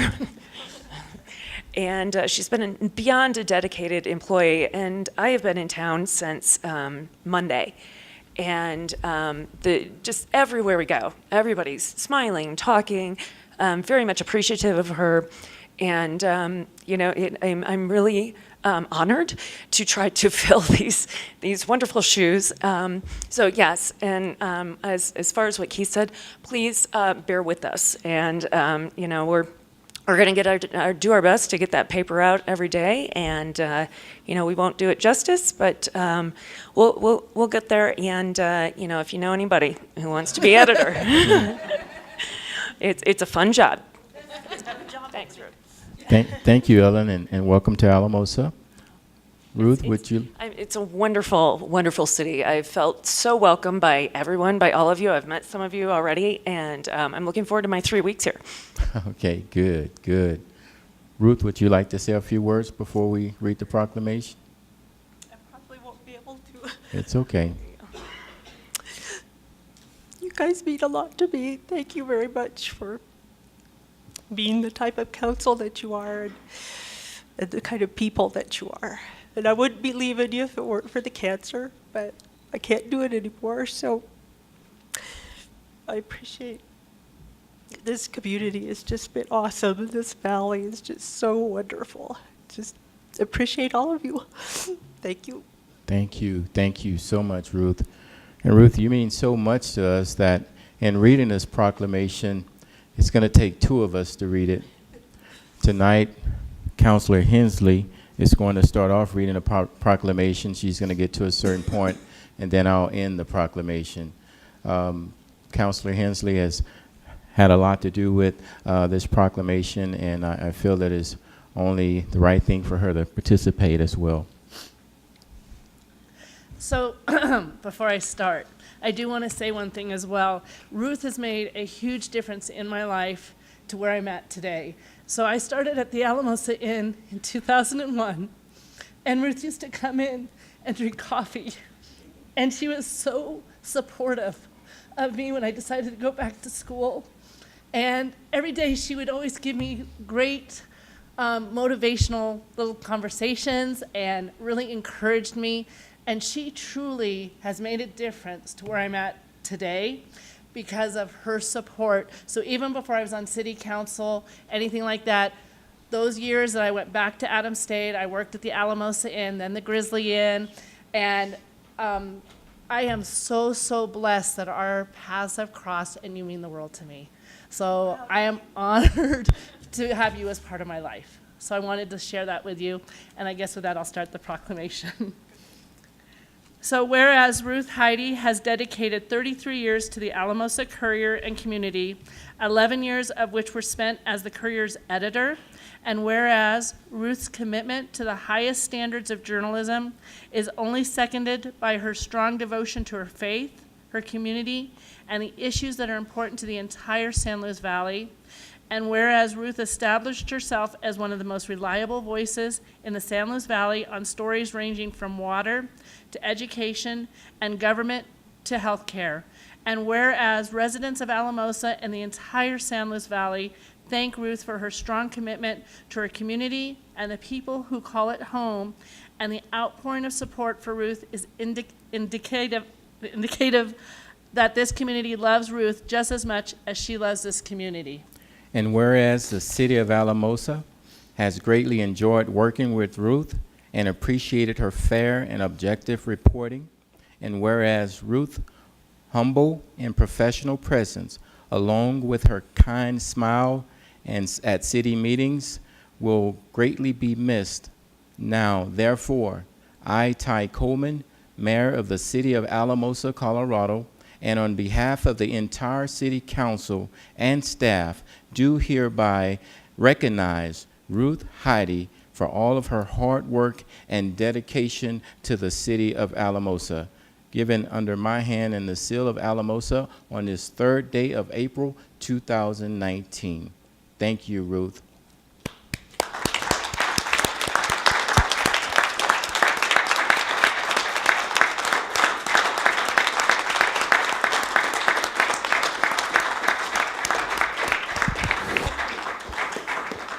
And Mayor, can we have staff come in for the picture as well? Because this Most really is a definitely. full city. Yes, please do. That would be greatly appreciated.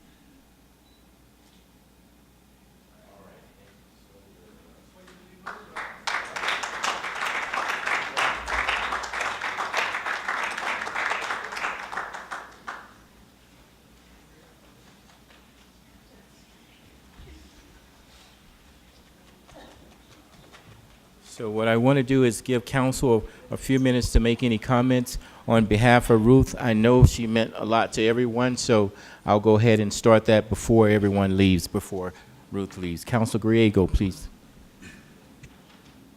And then Councilor Carson.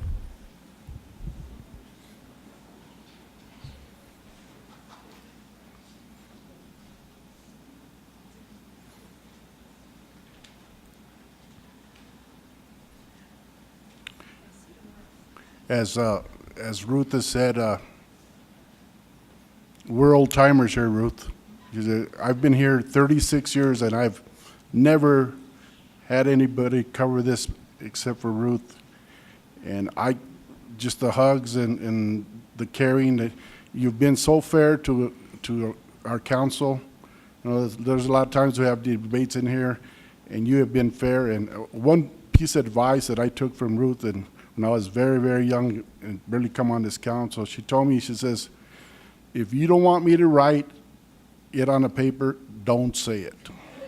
And I learned a lot from that, and but aside of that, she's been so fair, and I want to miss you so much because of what you mean to us and the community. Thank you, Councilor Griego. Councilor Carson. Ruth, I just want to say thank you for your support of council and personal support. You've been great with me since I've been on council. You will be greatly missed and impossible to replace. Thank you, Councilor Carson. Councilor Daniel. Thank you, Mayor. You're welcome. Ruth, thank you.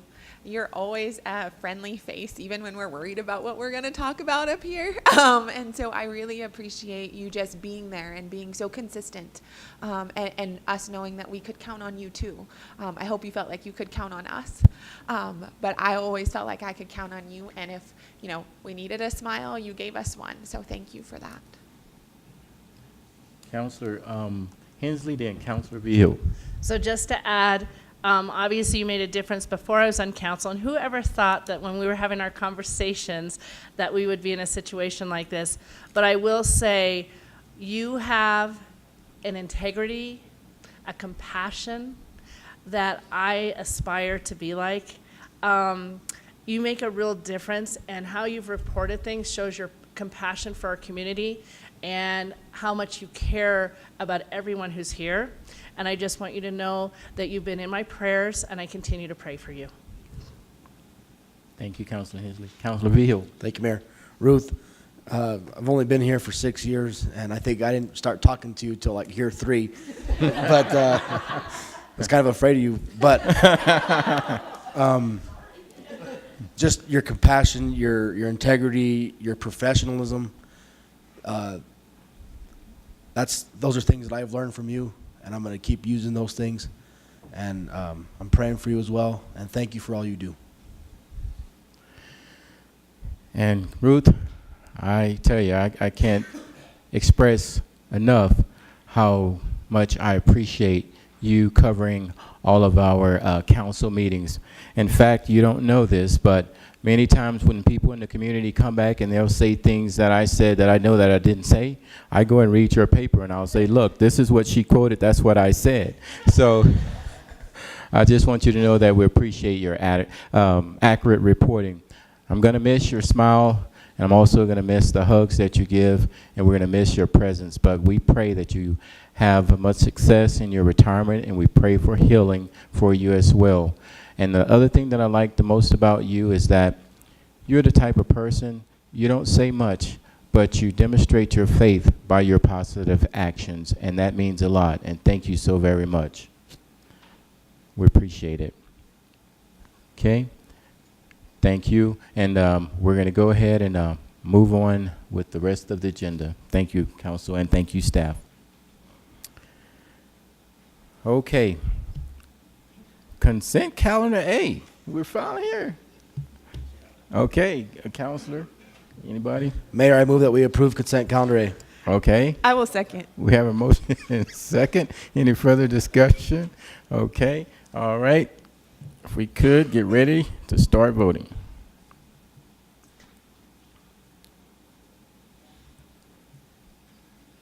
Let me see. 1 second. That's wrong. Okay, let's start voting again, okay?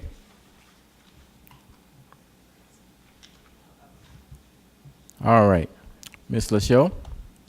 Motion carried unanimously. Okay, thank you.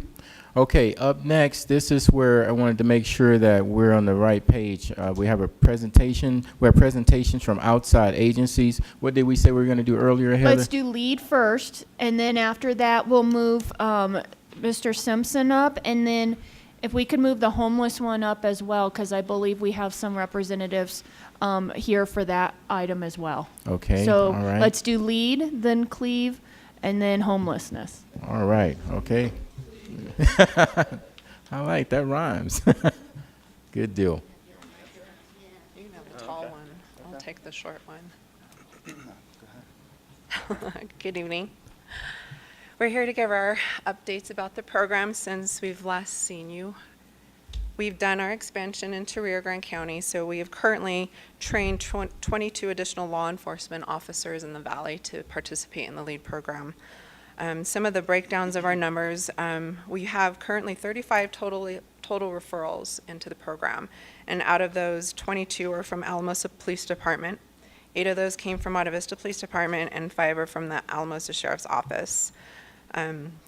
With our expansion, we've also hired a new case manager, and we found someone, and so she starts on Monday over in Rio Grande County, so she'll come on board and we'll get her trained, have her shadow our case managers, kind of see what they're doing out in the field with our participants, learning our program, and she has a good background, and so we're excited to have her join our team. Some other things, so Alamosa, City of Alamosa has also given our program 2 vehicles to be able to utilize to help with transportation. Monte Vista Police Department also gave us a vehicle to help with transportation around Grand County. So with that, we're able to provide, help and support for appointments in court, and we're utilizing it quite frequently. So that has been a huge help and benefit to our program. As far as some other updates, we've just attended, our team attended the Colorado Collaborative Justice Conference in Denver, and we had a panel, and we presented up there about LEAD, and the city manager, Heather, was there, chief was there, myself, public defender, and our district attorney, Jordan from the district attorney's office was there. And so that went really, really well. It's exciting to know that people are looking at our rural program and are interested in how we're functioning in a rural community and how we've been able to get going so quickly and so strongly. And so the feedback I've received has been very positive. So that was exciting. We also did a community forum here in Alamosa. The state, once we got going all of their sites, they were interested in knowing how they were doing, so we held a community forum back in February. It seems like everything's kind of happened so quickly. We've had a lot going on. I know I asked my case manager to join me tonight because I feel like I'm always speaking for them with the stories and successes that they have with their participants. So I was going to ask him to share some of his story. Yeah, good evening again. Okay. Yeah, I just wanted to share a little bit about, we've been going for a year now, so we've seen a lot of things happen, some growth and some really cool stories. Some of our participants have come a long ways since we've been working with them. One in particular has taken some huge steps towards getting back on the track that he wants to be on. And we've been really excited to be kind of with him and helping that happen and making some of those connections. He tells me a lot about how big our team has been as a part of that, making that, especially initially with how tough it was, but having that a little extra support to be able to make some of those steps that he really needed to take was so huge for him. So he thanks us a lot. It's because of everyone here that we're able to do that. And then also with the partners, we've been able to see, since we've been going a year, we have people who are working with other organizations who kind of have that dual resource that we're trying to help figure out how to best collaborate. So we've seen a lot of growth in that, and we've been really excited about how we can move forward together and be really effective. So yeah, we've still got a lot of learning to do, but we've seen a lot of growth this year, and I'm really excited about what we've been able to do. So thank you. Thank you. Thank you. Thank you. Okay. Chief? An update for us, I guess. We work very closely with the LEAD group. I feel that it's crucial what they do to attempt to solve some problems with the opioid issues that we all have heard of. I think these individuals are very passionate, and I know this is just an update, but we're growing with them. We're starting to see a little bit of an impact. We just went to this conference, like Carrie told you. I thought it was very positive. I've had several officers contact me from other agencies wanting to know some information about this. And, I don't have anything negative to say. It's a positive thing for our community. It really is. And I enjoy working with them. We meet every couple weeks, and everything seems to be going pretty good. So I look forward to continuing to work with them. But like Carrie said, our number's up to 22 referrals from my department. That doesn't, I guess we didn't include, I believe there's roughly 7 or 8 that have denied the program. So not everybody's accepting the program, but there are quite a few that are. And I do just want to clarify the comment as far as giving 2 cars. As we purchase new patrol cars, normally we take the ones that we're taking off and we put them out to bid, and we might get 5,000 or something like that. The grant wouldn't allow for the purchase, but it would allow for the lease of it. So we set the lease we can still recoup it, and then once we've recouped it, we can then donate it to LEAD. So honestly, there's not a financial impact to that decision, and it's a very needed resource because as the caseworkers are driving people around, not having to use their personal vehicle. It's just a much more comfortable environment. Thank you, Heather. Okay, all right, Councilor Vijo. Yes, do you have any update if we're trying to get the LEAD program up to the center area in Swatch County? Is that the next place? Is that? We haven't had anybody contact us or inquire about it from that area. So we really leave it to the department's choice of whether they want to bring that to their department or not. And so if they outreach us, then of course we'll respond to the request, but I haven't heard any. So I think my response is a little different. CRP's very much been wanting to be deliberate in how we roll this out, because if we just open the floodgates, we wouldn't be able to keep up, especially connecting them with the services and all that.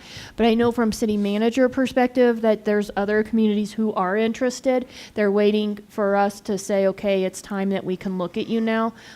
So I think it was either Center or La Jera that we thought would be the next logical one. But we need to get Monte Vista a little bit more established before we can stretch those resources that way. Thank you. Councilor Daniel. Thank you, Mayor. You're welcome. Okay, so I love you guys. You have to know why Carrie was laughing, though, because the new case manager she hired used to work for me at ATC. So she's highly trained and will be fantastic in your organization.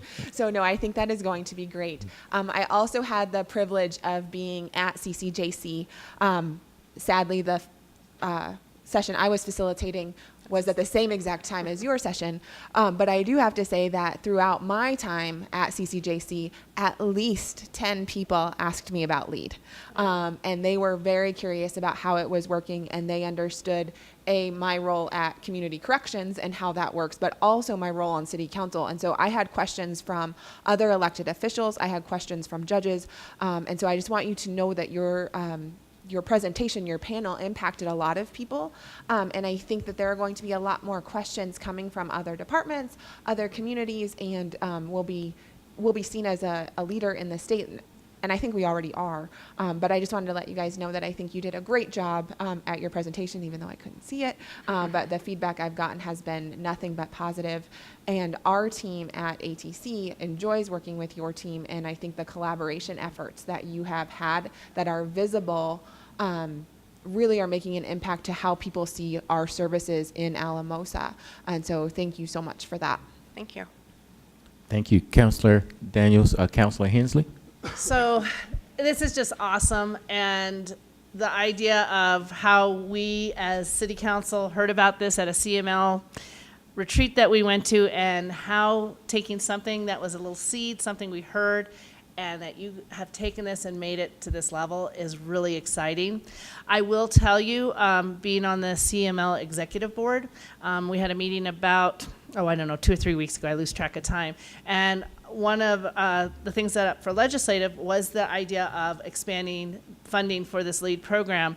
And it was something to be so proud of, because Alamosa is doing such a great job. They're looking at it, and it was brought up at CML as being the role model of how it is to be run. And to hear that and have a lot of other city council mayors and city managers to be at that meeting, to hear that.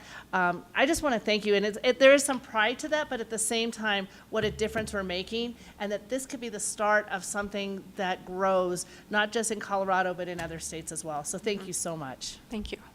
Okay. And I, too, would like to let you know that we truly appreciate you all being leaders in the LEAD program, making a positive difference, not only in the San Luis Valley, but throughout the state in your efforts about what you're showing other communities that they have the potential of doing. On another note, I've heard comments as well, and one of the things that I've heard is from people in the community is that you're meeting these people where they are. That is so crucial and so important, and that is really having a good impact on other people hearing about the program. Now, I know you mentioned earlier that there are some people you offer the program to, and some people deny the opportunity. I believe when council first started thinking about this, along with staff, our main goal was to have to provide opportunities and resources for people to get the help that they needed utilizing the LEAD program. Not everyone's going to take advantage of it, but the ones who do decide to take advantage of, we want to be there to meet them where they are, and thank you for making that happen. Thank you. Okay, thank you. Okay, thank you so much. Thank you. You're welcome. Okay, Heather, sorry. Okay. Oh, sorry. So no, if we want, do you want me to read what would be next if we Yes, make the yes. change? Okay, so resolution number 9-2019, a resolution opposing the exportation of water from the Rio Grande Basin. Mr. Simpson, if you want to come up. I know this is a little different. Normally we don't have anyone from the audience come up, but this ties into the work session that council held on February 26th, where Mr. Simpson was present to present information on the potential proposal of renewable water resources of exporting water outside of the basin. We've got two main concerns. One is the damage that any exportation of water outside of the basin would present to the local economy and the culture, and then also the outlandish marketing and promotion that this specific proposal is using in its efforts to convince Valley residents. The resolution that you would have before you tonight, before I turn it over to Mr. Simpson, essentially is indicating that the city is against any type of exportation, including this one, but it also directs staff to continue to monitor it and take any steps in an effort to either educate people about the concerns that we have, and then also potentially file when it heads to water court and those types of things as well. So the resolution does serve both of those purposes. And with that, I'll turn it over to Mr. Simpson to maybe provide a brief overview of what this more recent proposal is. Thank you, sir. Thank you, Mr. Mayor, councilors, and staff. I appreciate the opportunity. Packed chamber. I can't believe they weren't here to listen to me talk about water. I can't believe you're talking about trails. But look, we did have a really productive, informative work session several weeks ago. There hasn't been an abundance of change, certainly from renewable water resources perspective. A couple of things to highlight, though. They are making a presentation to the Saguache County Commissioners in a public session next Tuesday evening at 6 o'clock in Saguache. So they were scheduled to do this 3 weeks ago, and inclement weather really caused a postponement of that, and so it's been rescheduled. So I will be in attendance at that, and I suspect there'll be a pretty full house in Saguache Road and Bridge on Tuesday evening next week. The other thing is, again, the district maintains, the Rio Grande Water Conservation District, again, maintains adamant opposition to the proposal. It's so contrary to everything we've worked towards and on for 50 years. So I did have an opportunity, so I'm a representative of this basin on something called the IBCC, Interbasin Compact Commission, which has been in existence for about 15 years, and ironically was really spearheaded in an effort to have basins talk and interact when these kind of opportunities present themselves.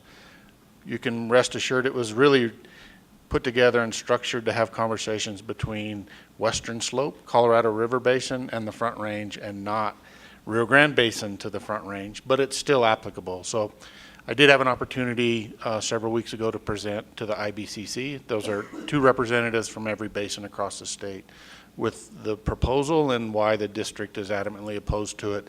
Had really good conversation, good questions, and good feedback from the IBCC group about, and I'll characterize it the way new Attorney General Phil Weiser characterized it several weeks ago.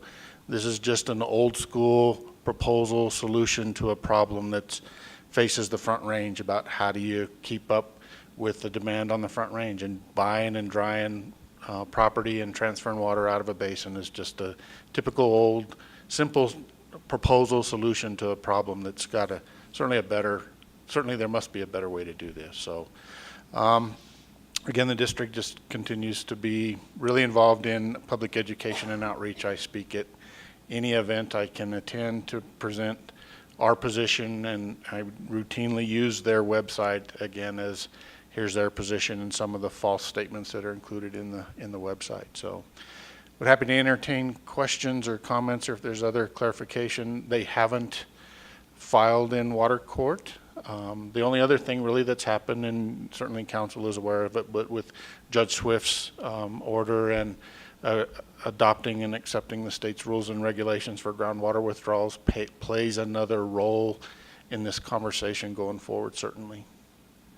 Thank you, sir. Councilor Carson. I just want to tell you thank you for coming and presenting to us, and greatly in support of opposition. Thanks. Councilor Griego. Yes, Cleve, thank you. The work session was great. You know, that work sessions like that should be done throughout everywhere, you know, to allow these people to really understand the problem that we face with these people trying to export our water. And I know we're keeping you from cocktails over at the compact. I'm headed home compact after in town this. today, and they're having a meeting tomorrow. And but we appreciate you coming out and sounding, and hopefully it can spread out so we can have that strong support. If I could add something, Mr. Mayor, to that point, part of this outreach, though, is to the Front Range as well.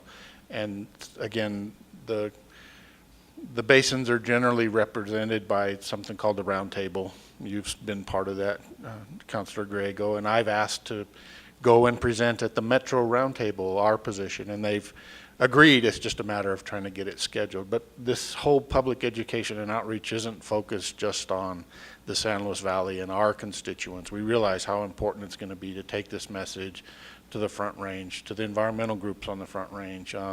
Lots of partners that will help us. Thank you so much. Councilor Carson.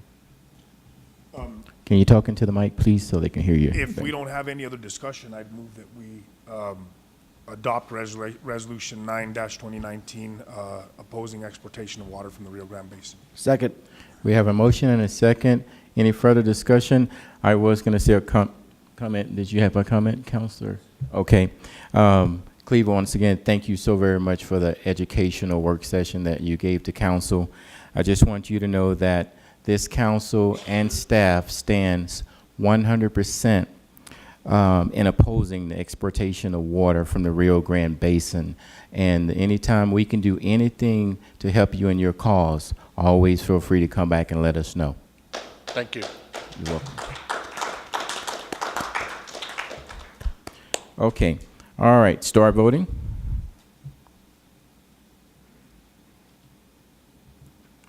Ms. Lachelle?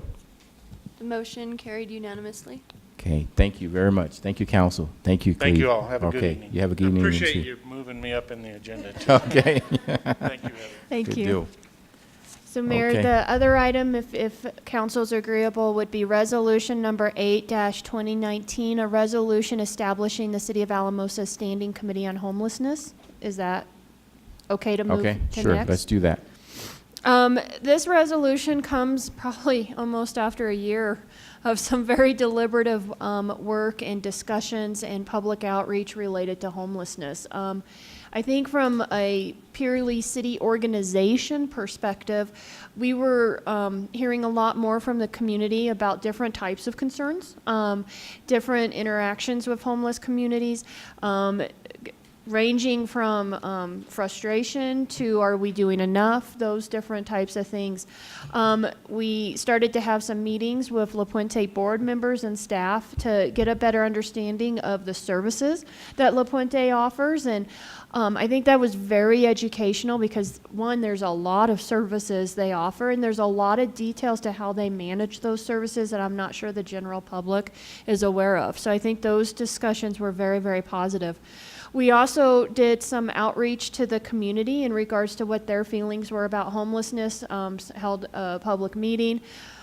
We also felt, following that public meeting, because it was very general and broad, we felt that from a neighborhood perspective that surrounds the La Puente shelter, that maybe some of those neighbors either didn't feel comfortable or did not attend that. So we did want to make sure that we reached them. So we held another meeting that was specific to just that neighborhood and collected information.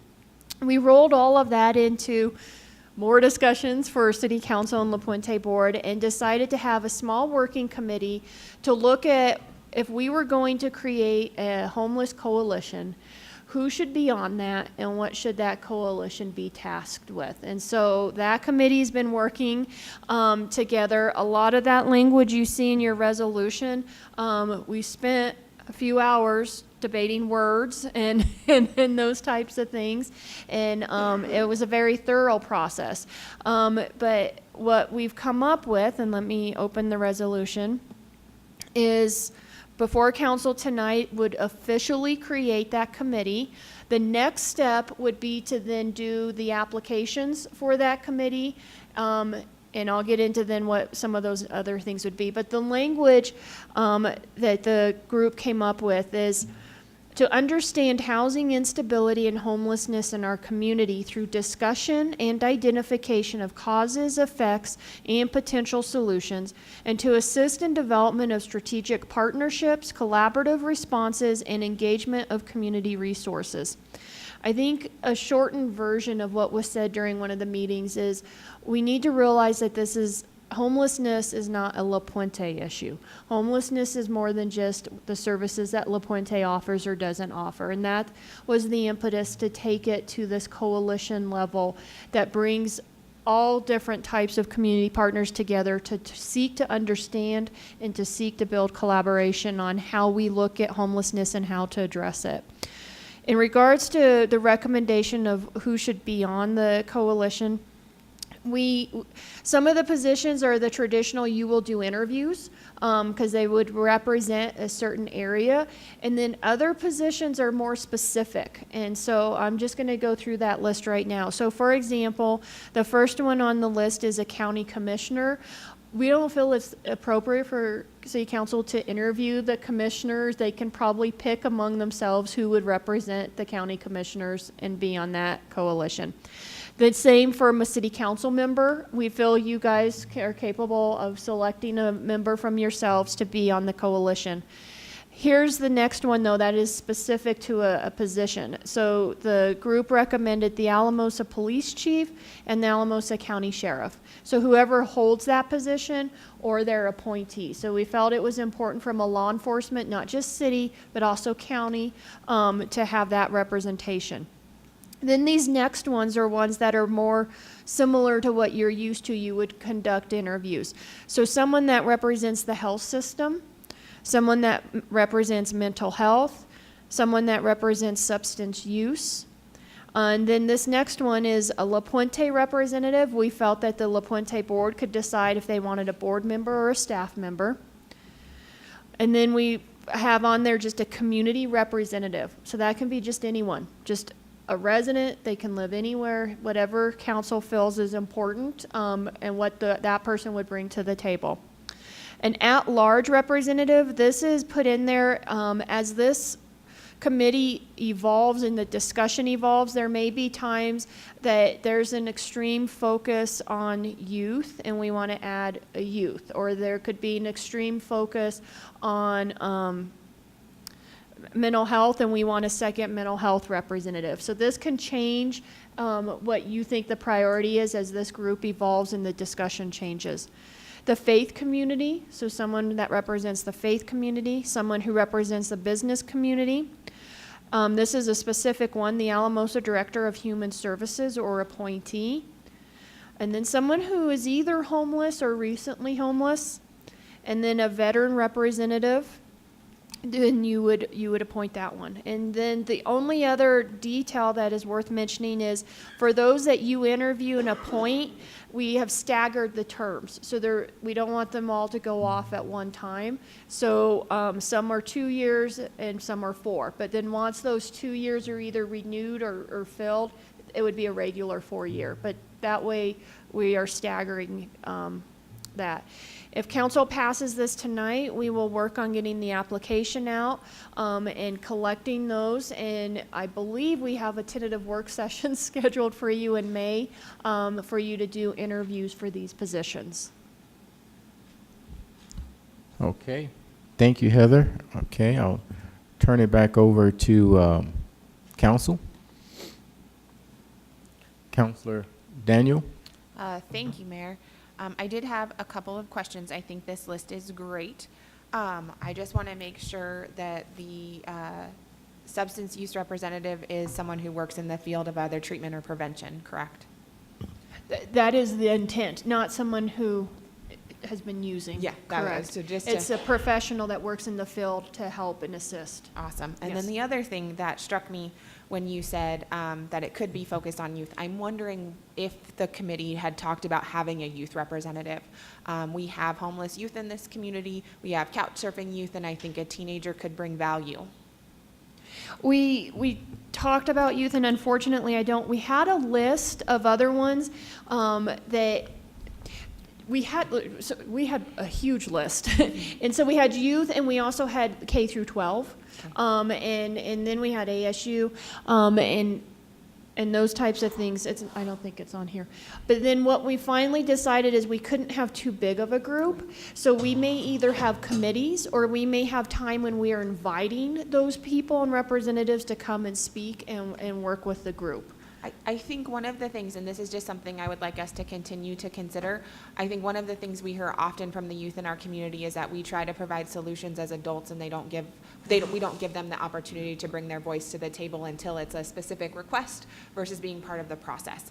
And so while I understand not wanting to have a bazillion people on the committee, and I support that because I've been on committees that were too large, I think that's something that when we get to the youth focus, that we're very, very intentional about that. And the city attorney was pointing out the language in this resolution, you can add additional members. So if council tonight wanted to discuss this and have a category for youth, that's definitely within your prerogative. Okay.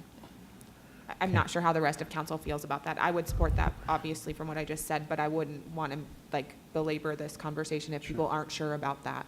Okay.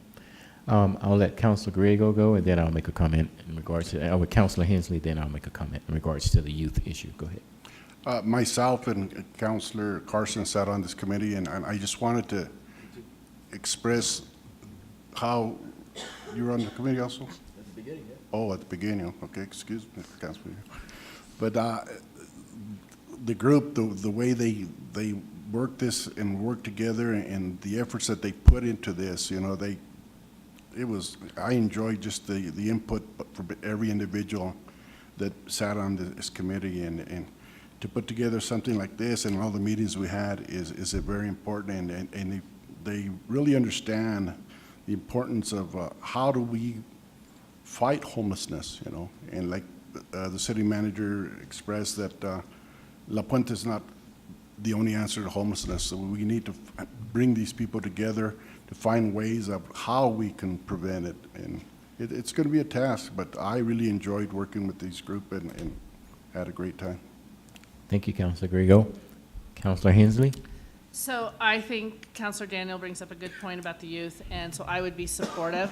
I think especially, I guess probably more of a teenager type youth versus younger, just understanding and then also what they could add to it, but I definitely would be supportive of that. Okay, I too would like to make sure that when we invite the youth, that we do make it intentional. I've had an opportunity to go to different events where youth are present, and I am just amazed at the knowledge that they possess and the insight that they can provide for us, like Councilor Daniel was mentioning. Let's not wait until it's a committee level. Let's make it intentionally and try to get them involved early so that it could help form the thoughts of everyone else who's involved. Okay. All right, good deal. So I just want to say, if you want to add the youth, my recommendation would be as part of your motion, when you're approving it, you add wording to add a youth representative. okay, Councilor Daniel. If there's no other discussion, I would move that we adopt resolution number 8-2019, adding a youth representative to the list of coalition members. I'll second that. We have a motion and a second. Any further discussion? If not, please start voting.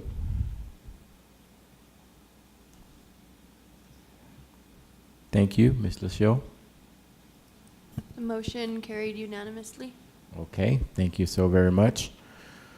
All right, so if I'm not mistaken, we're up under item B now, under finance, and we're going to roll right through all of this. So we're ready, Heather. So Eric is actually going to cover this one because there's some legal technicalities to this. We're going to roll right through this, Eric. Way to go. Sure.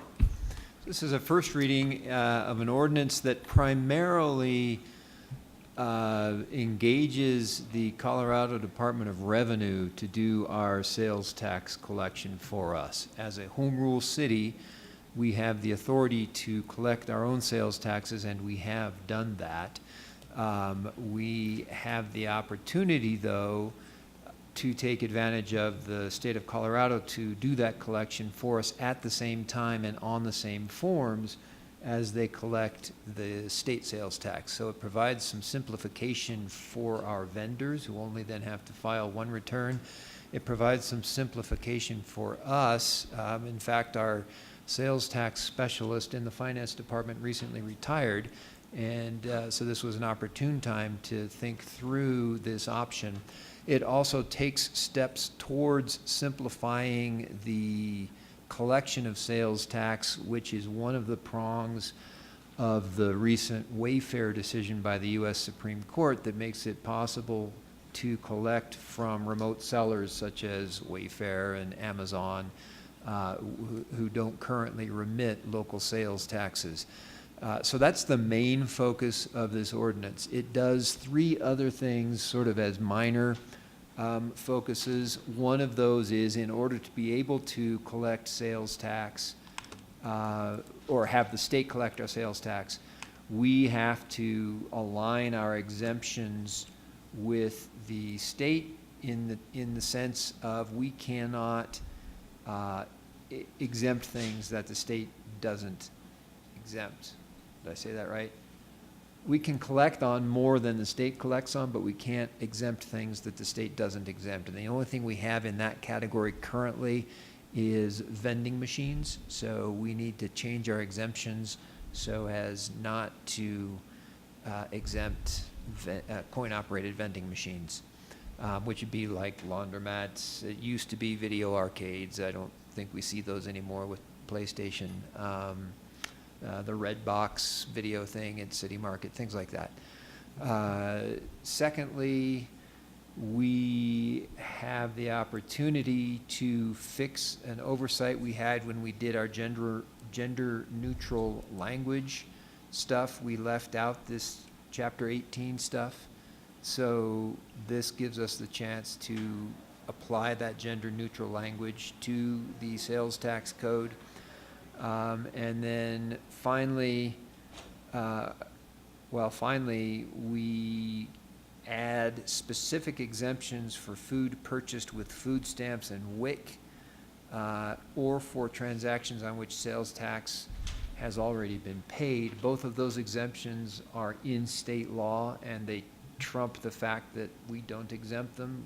We actually have to because they're exempted by state law. This just puts it explicitly in our ordinance, so it's easy to keep track of where that is. Fairly minor change on allowing collecting taxes quarterly or annually, even on small amounts. So that's what it does. You probably noticed under the list of alternatives for what you can do with this ordinance, this would be the time to rethink exemptions if anybody was of a mind to do that, to say, hey, we exempt this, we really shouldn't, or we don't exempt this and we really should. The only thing I can think of, for instance, one of the big differences is we do collect sales tax on food and the state does not. I've been through all of those because I had to look at every single one that we do and every single one that the state does. I'm not recommending that we change our exemption codes, and Judy isn't either, I don't think. And neither is your city manager. Nobody's recommending it. I'm just throwing it out there as if any of you had a wild notion that that's what you wanted to do, this would be the time to do it. Or if you had a wild notion that you didn't like all of the gender neutral language overhaul that you recently did, you could say, nope, we're not doing that in this section. That's what you've got. Thank you, Eric. Council? Councilor Daniel? Thank you. I have a question, Eric, about the vending machines. So would we just, how would we collect sales tax from that? I guess I'm confused as to how that would work. And is it food vending machines too? It is food vending machines and soda pop vending machines, and Judy can tell you that we actually do collect sales tax off of one person who remits it to us anyway. So they just file a return the same way that that any other vendor does. And they currently file with the state, right? So that's They why. currently, yeah, they're not exempt with the state. So they that's why currently they file with have, the so they state. already know how to do it. Okay. Yeah, that, they're just adding the city to it. Okay, awesome. I just didn't, that wasn't making sense to me. And then have we had any vendors have a concern about this? Anything come forward? This is the first from a public perspective. What I will tell you unsolicited by having something on the agenda, the only two things we've had out in the community is I think some representatives were being contacted by why don't we do the state, because doing the paper, we'd like to do it electronically, the convenience, those types of things. And then the other offshoot is obviously right when the Wayfair decision was decided, some of our local businesses were struggling with some of the things the Department of Revenue was doing as far as deadlines and stuff. So it's not the same, but that's the closest from a community discussion we've gotten towards sales tax. Thank you. Thank you. Councilor Griego. Well, with that, I'll make the motion that we pass on first reading ordinance number 11, 2019, and set it for a public hearing on April 17th at 7 o'clock or soon thereafter. We have a motion, Councilor, and a second. Any further discussion? Please start voting.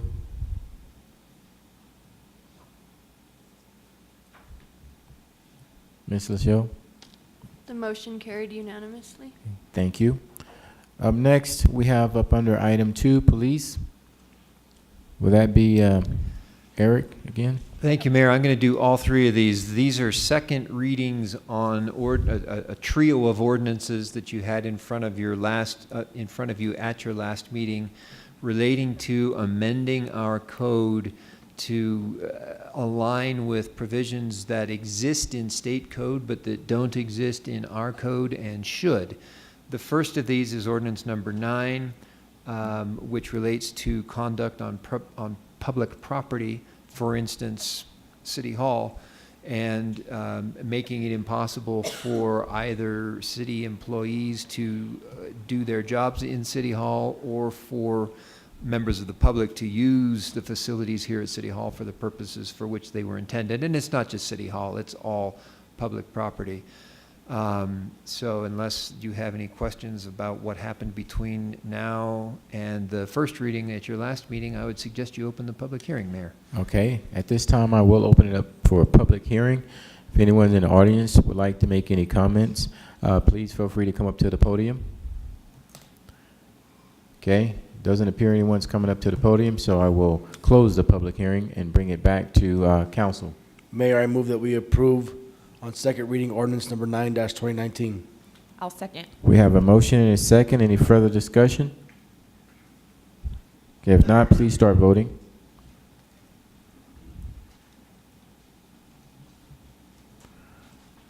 Ms. LaChelle? The motion carried unanimously. Thank you, and thank you, Eric, for grouping those together. Appreciate that. Okay. So the second one of these is ordinance number 10, 2019, and this is an ordinance that's before you again, second reading and public hearing, and for the same reasons. This one deals with inchoate offenses, so primarily adding an attempt concept to our ordinances. It's illegal to attempt to commit a crime. It's also illegal to, or this would make it, I should say, illegal or unlawful to be complicit in the commission of a crime. So even though you may not be the one who did the crime itself, you encouraged and aided and abetted, that makes that illegal, and also ascribes corporate responsibility to corporate commission of crime. So that's what ordinance number 10 does, and I would again suggest, Mayor, you can open it for public hearing. Okay, at this time, I would open up for a public hearing, a second reading of ordinance number 10, 2019. Do we have anyone in the audience who would like to make any comments? If so, please come up to the podium. No one's coming to the podium, so at this time, I will close this public hearing and bring it back to council. Mayor, I move that we approve on second reading ordinance number 10-2019. I'll second. We have a motion and a second. Any further discussion? If not, please start voting.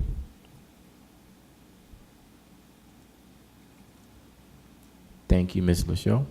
The motion carried unanimously. Okay. Finally, the last of the three in the trio is an ordinance that makes it clear that in our resisting arrest, obstruction of a peace officer ordinance, it will be considered to be resisting arrest if a person flees from the attempt of a police officer to arrest that person. Also does some minor changes to clarify that a police officer may be out of uniform and would still be able to issue such orders, and that there is no defense based on claimed unlawfulness of the order that resulted in the resisting arrest. Again, public hearing for this one. Okay, thank you, Eric. At this time, I will open up a public hearing and second reading of ordinance number 8-2019. If we have anyone in the audience who would like to make any comments in regards to this ordinance, please come up to the podium. Doesn't appear anyone's coming, so I will close this public hearing and bring it back to council. Mayor, I Councilor move that we Beal. approve ordinance number 8-2019. I'll second. We have a motion and a second. Any further discussion? If not, please start voting.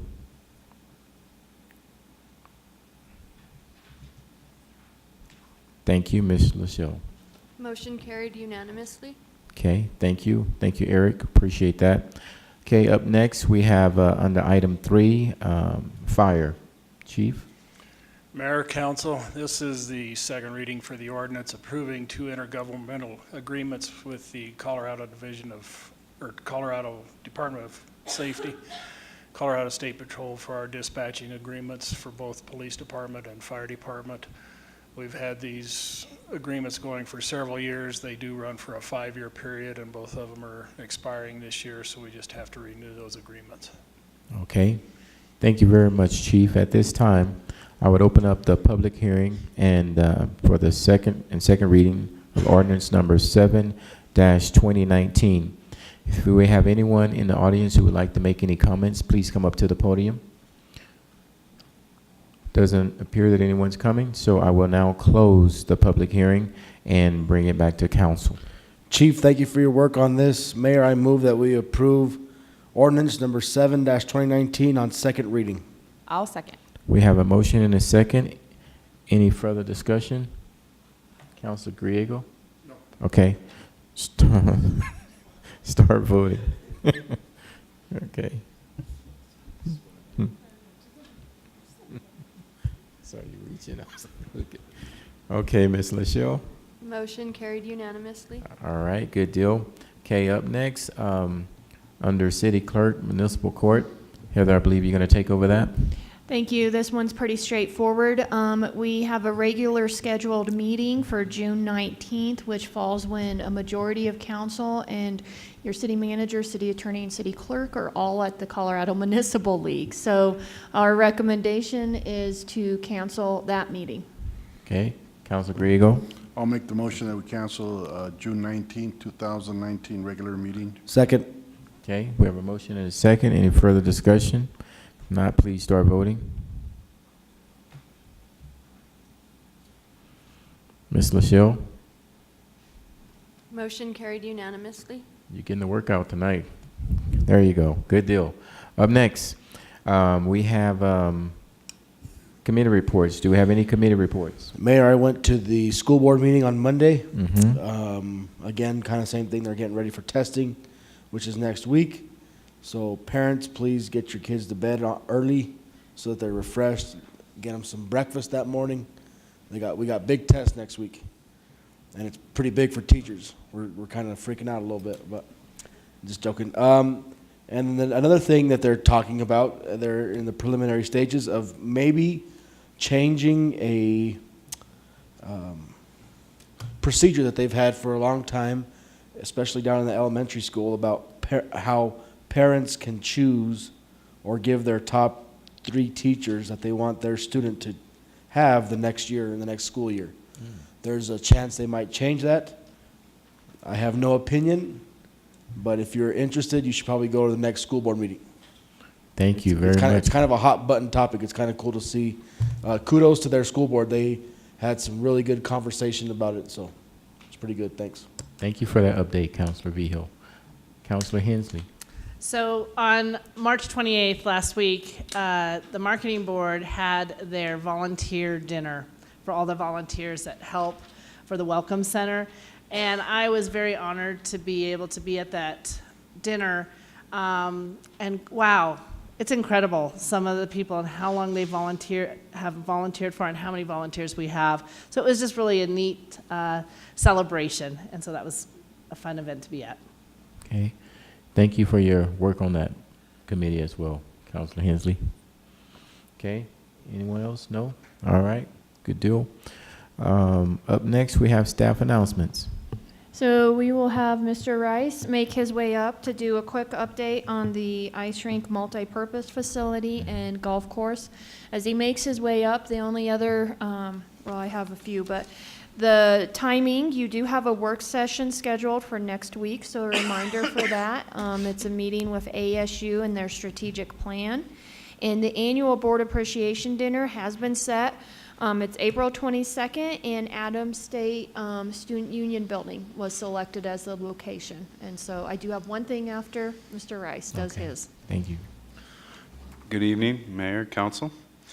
Our 18-19 ice season is closed. Very pleased with how the season went. It's time to start looking at our off-season activities, and I'm pleased to report that both pickleball and roller derby are clamoring to get in there. It is a little bit of a process to get that ice out of there.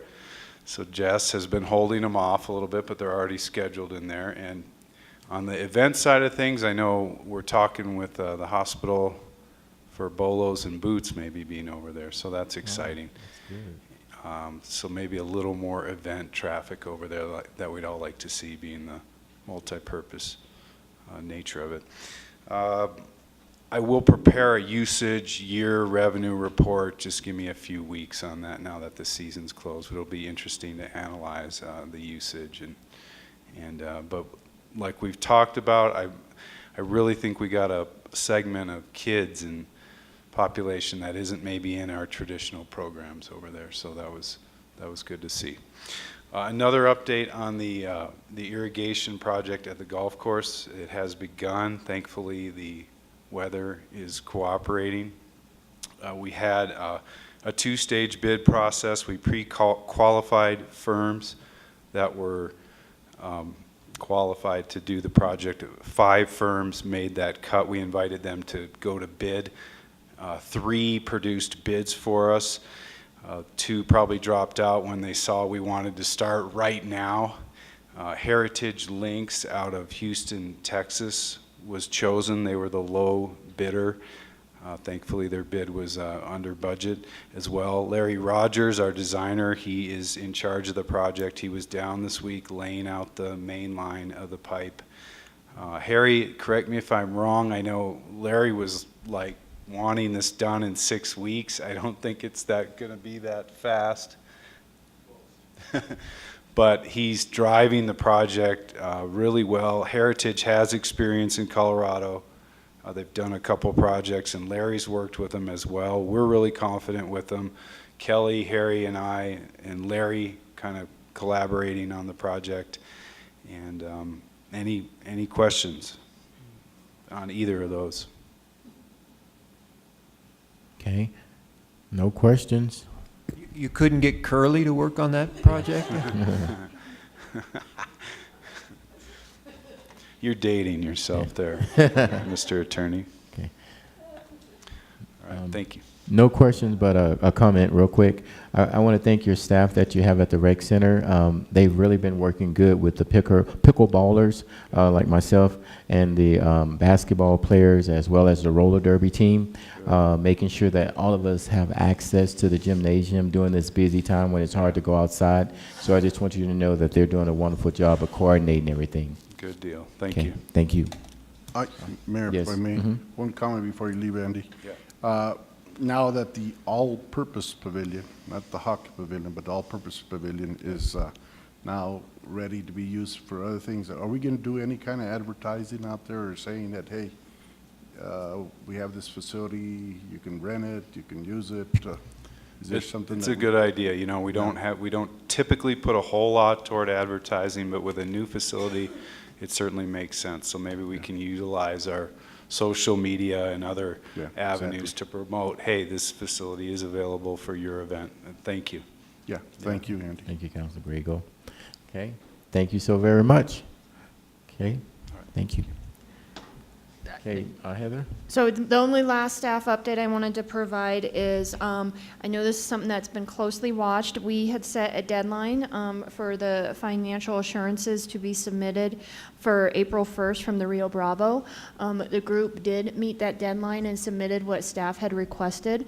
Upon reviewing the information, we have some questions and we are requesting some additional documents. It's not going to be just open-ended, so I just wanted to make sure to provide an update on that and where we stood with that process. Okay, thank you, Heather, for that update. Okay, up next, we have the Liquor Licensing Authority actions.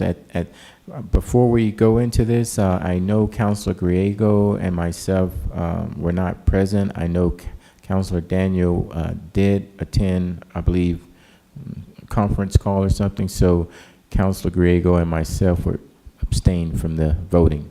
Okay. All right. So, Eric, we just want to make sure we know that up front. Okay. So the item before you is actually a consent item, so you guys can discuss it, or you can just have a motion to approve the consent calendar that has the written findings for granting the liquor license. Mayor, I move that we approve the written findings and conclusions and grant the liquor license to Sager Holdings. I second that. We have a motion and a second. Any further discussion? Okay, please start voting.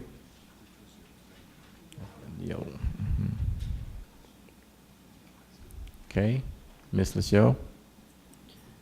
Motion carried unanimously with Mayor Coleman and Councilor Griego abstaining from the vote. Okay, thank you. All right, up next we have a council comment. Councilor Daniel? Thank you, Mayor. I just wanted to say thank you very much to the Parks and Rec staff. Well, I only know this because we don't have small children, but I was running at Carroll Park yesterday, and there were a ton of children playing, like a ton of children and their families, and there were people walking on the trail there. The park looked excellent. Things looked very, very organized, although I don't understand how people organize children that small, but it looked great out there. And so thank you for that. I also wanted to say we didn't talk about it because it was under consent calendar, but I'm really excited about the GOCO grant with the partnership with SLV Go, so thank you for doing that. I am sure that we've done this, but with the loss of Dan, are we sending flowers and things to his family and that kind of thing? I think we need some additional information. I think they're still trying to track down certain things like that. We've also talked about what we think would mean something to Dan. And so we've had some preliminary discussions on maybe when we are done with the downtown plan, having that be dedicated to Dan. And he was designing the Water Smarts team landscaping, and staff taking a look at that and seeing if there's a meaningful area to maybe have a plaque or something. I actually think that is very fitting from what I knew of him and the work that he's put in. So thank you for thinking those things through. I appreciate that a lot. And then I just wanted to say there were a lot of people here. We don't make comments after public comment, but for the trail thing, I do believe that the city staff has put a lot into it. I really do think that second light yellow line, I really appreciated the comments about the bright line and how we're changing that. I'd like to see some changes to the yellow line. And so I think that there's some value to that and hearing what they said. And so thank you for all of the work that you've already put in, and I know it's been a challenge. Thank you, Councilor Daniel. Councilor Vigil? Ms. Daniel kind of stole what I wanted to say. Just because Dan was doing a lot of work on this Water Smarts, I thought it'd be a cool idea to pick one of the projects and put a little plaque in commemoration of Dan or something like that. So, thank you. Thank you. Any other council comments? And the last thing I'll say about the issue with Dan is I know it's a loss on his family, but also a loss to the family of the city of Alamosa and the staff and Public Works Department having to really pick up the load. We see what you're doing. Just want you to know that we appreciate what you're doing as well. Thank you for what you're doing. Okay. I just want to say thank you to Harry and the whole staff, but Harry has stepped up as interim public works director, and now we've got another vacancy, and so it's going to be rough, and we're going to get through it, and I think we'll be better for it. We'll be stronger as a team, but it's hard, and Harry has just been amazing, and I've greatly appreciated how he has stepped up during this time. Thank you very much, Heather. Okay. All right. So now I think we're getting ready for the executive session. Councilor Daniel and Councilor Vigil. Mayor, I move that we move into executive session pursuant to CRS 24-6-402 EIL. Okay. We have a motion. I will second, and I think it's 4E and I, isn't it? 4E sub 1. Thank you. Okay. Good. And do we have any further discussion? If not, start voting.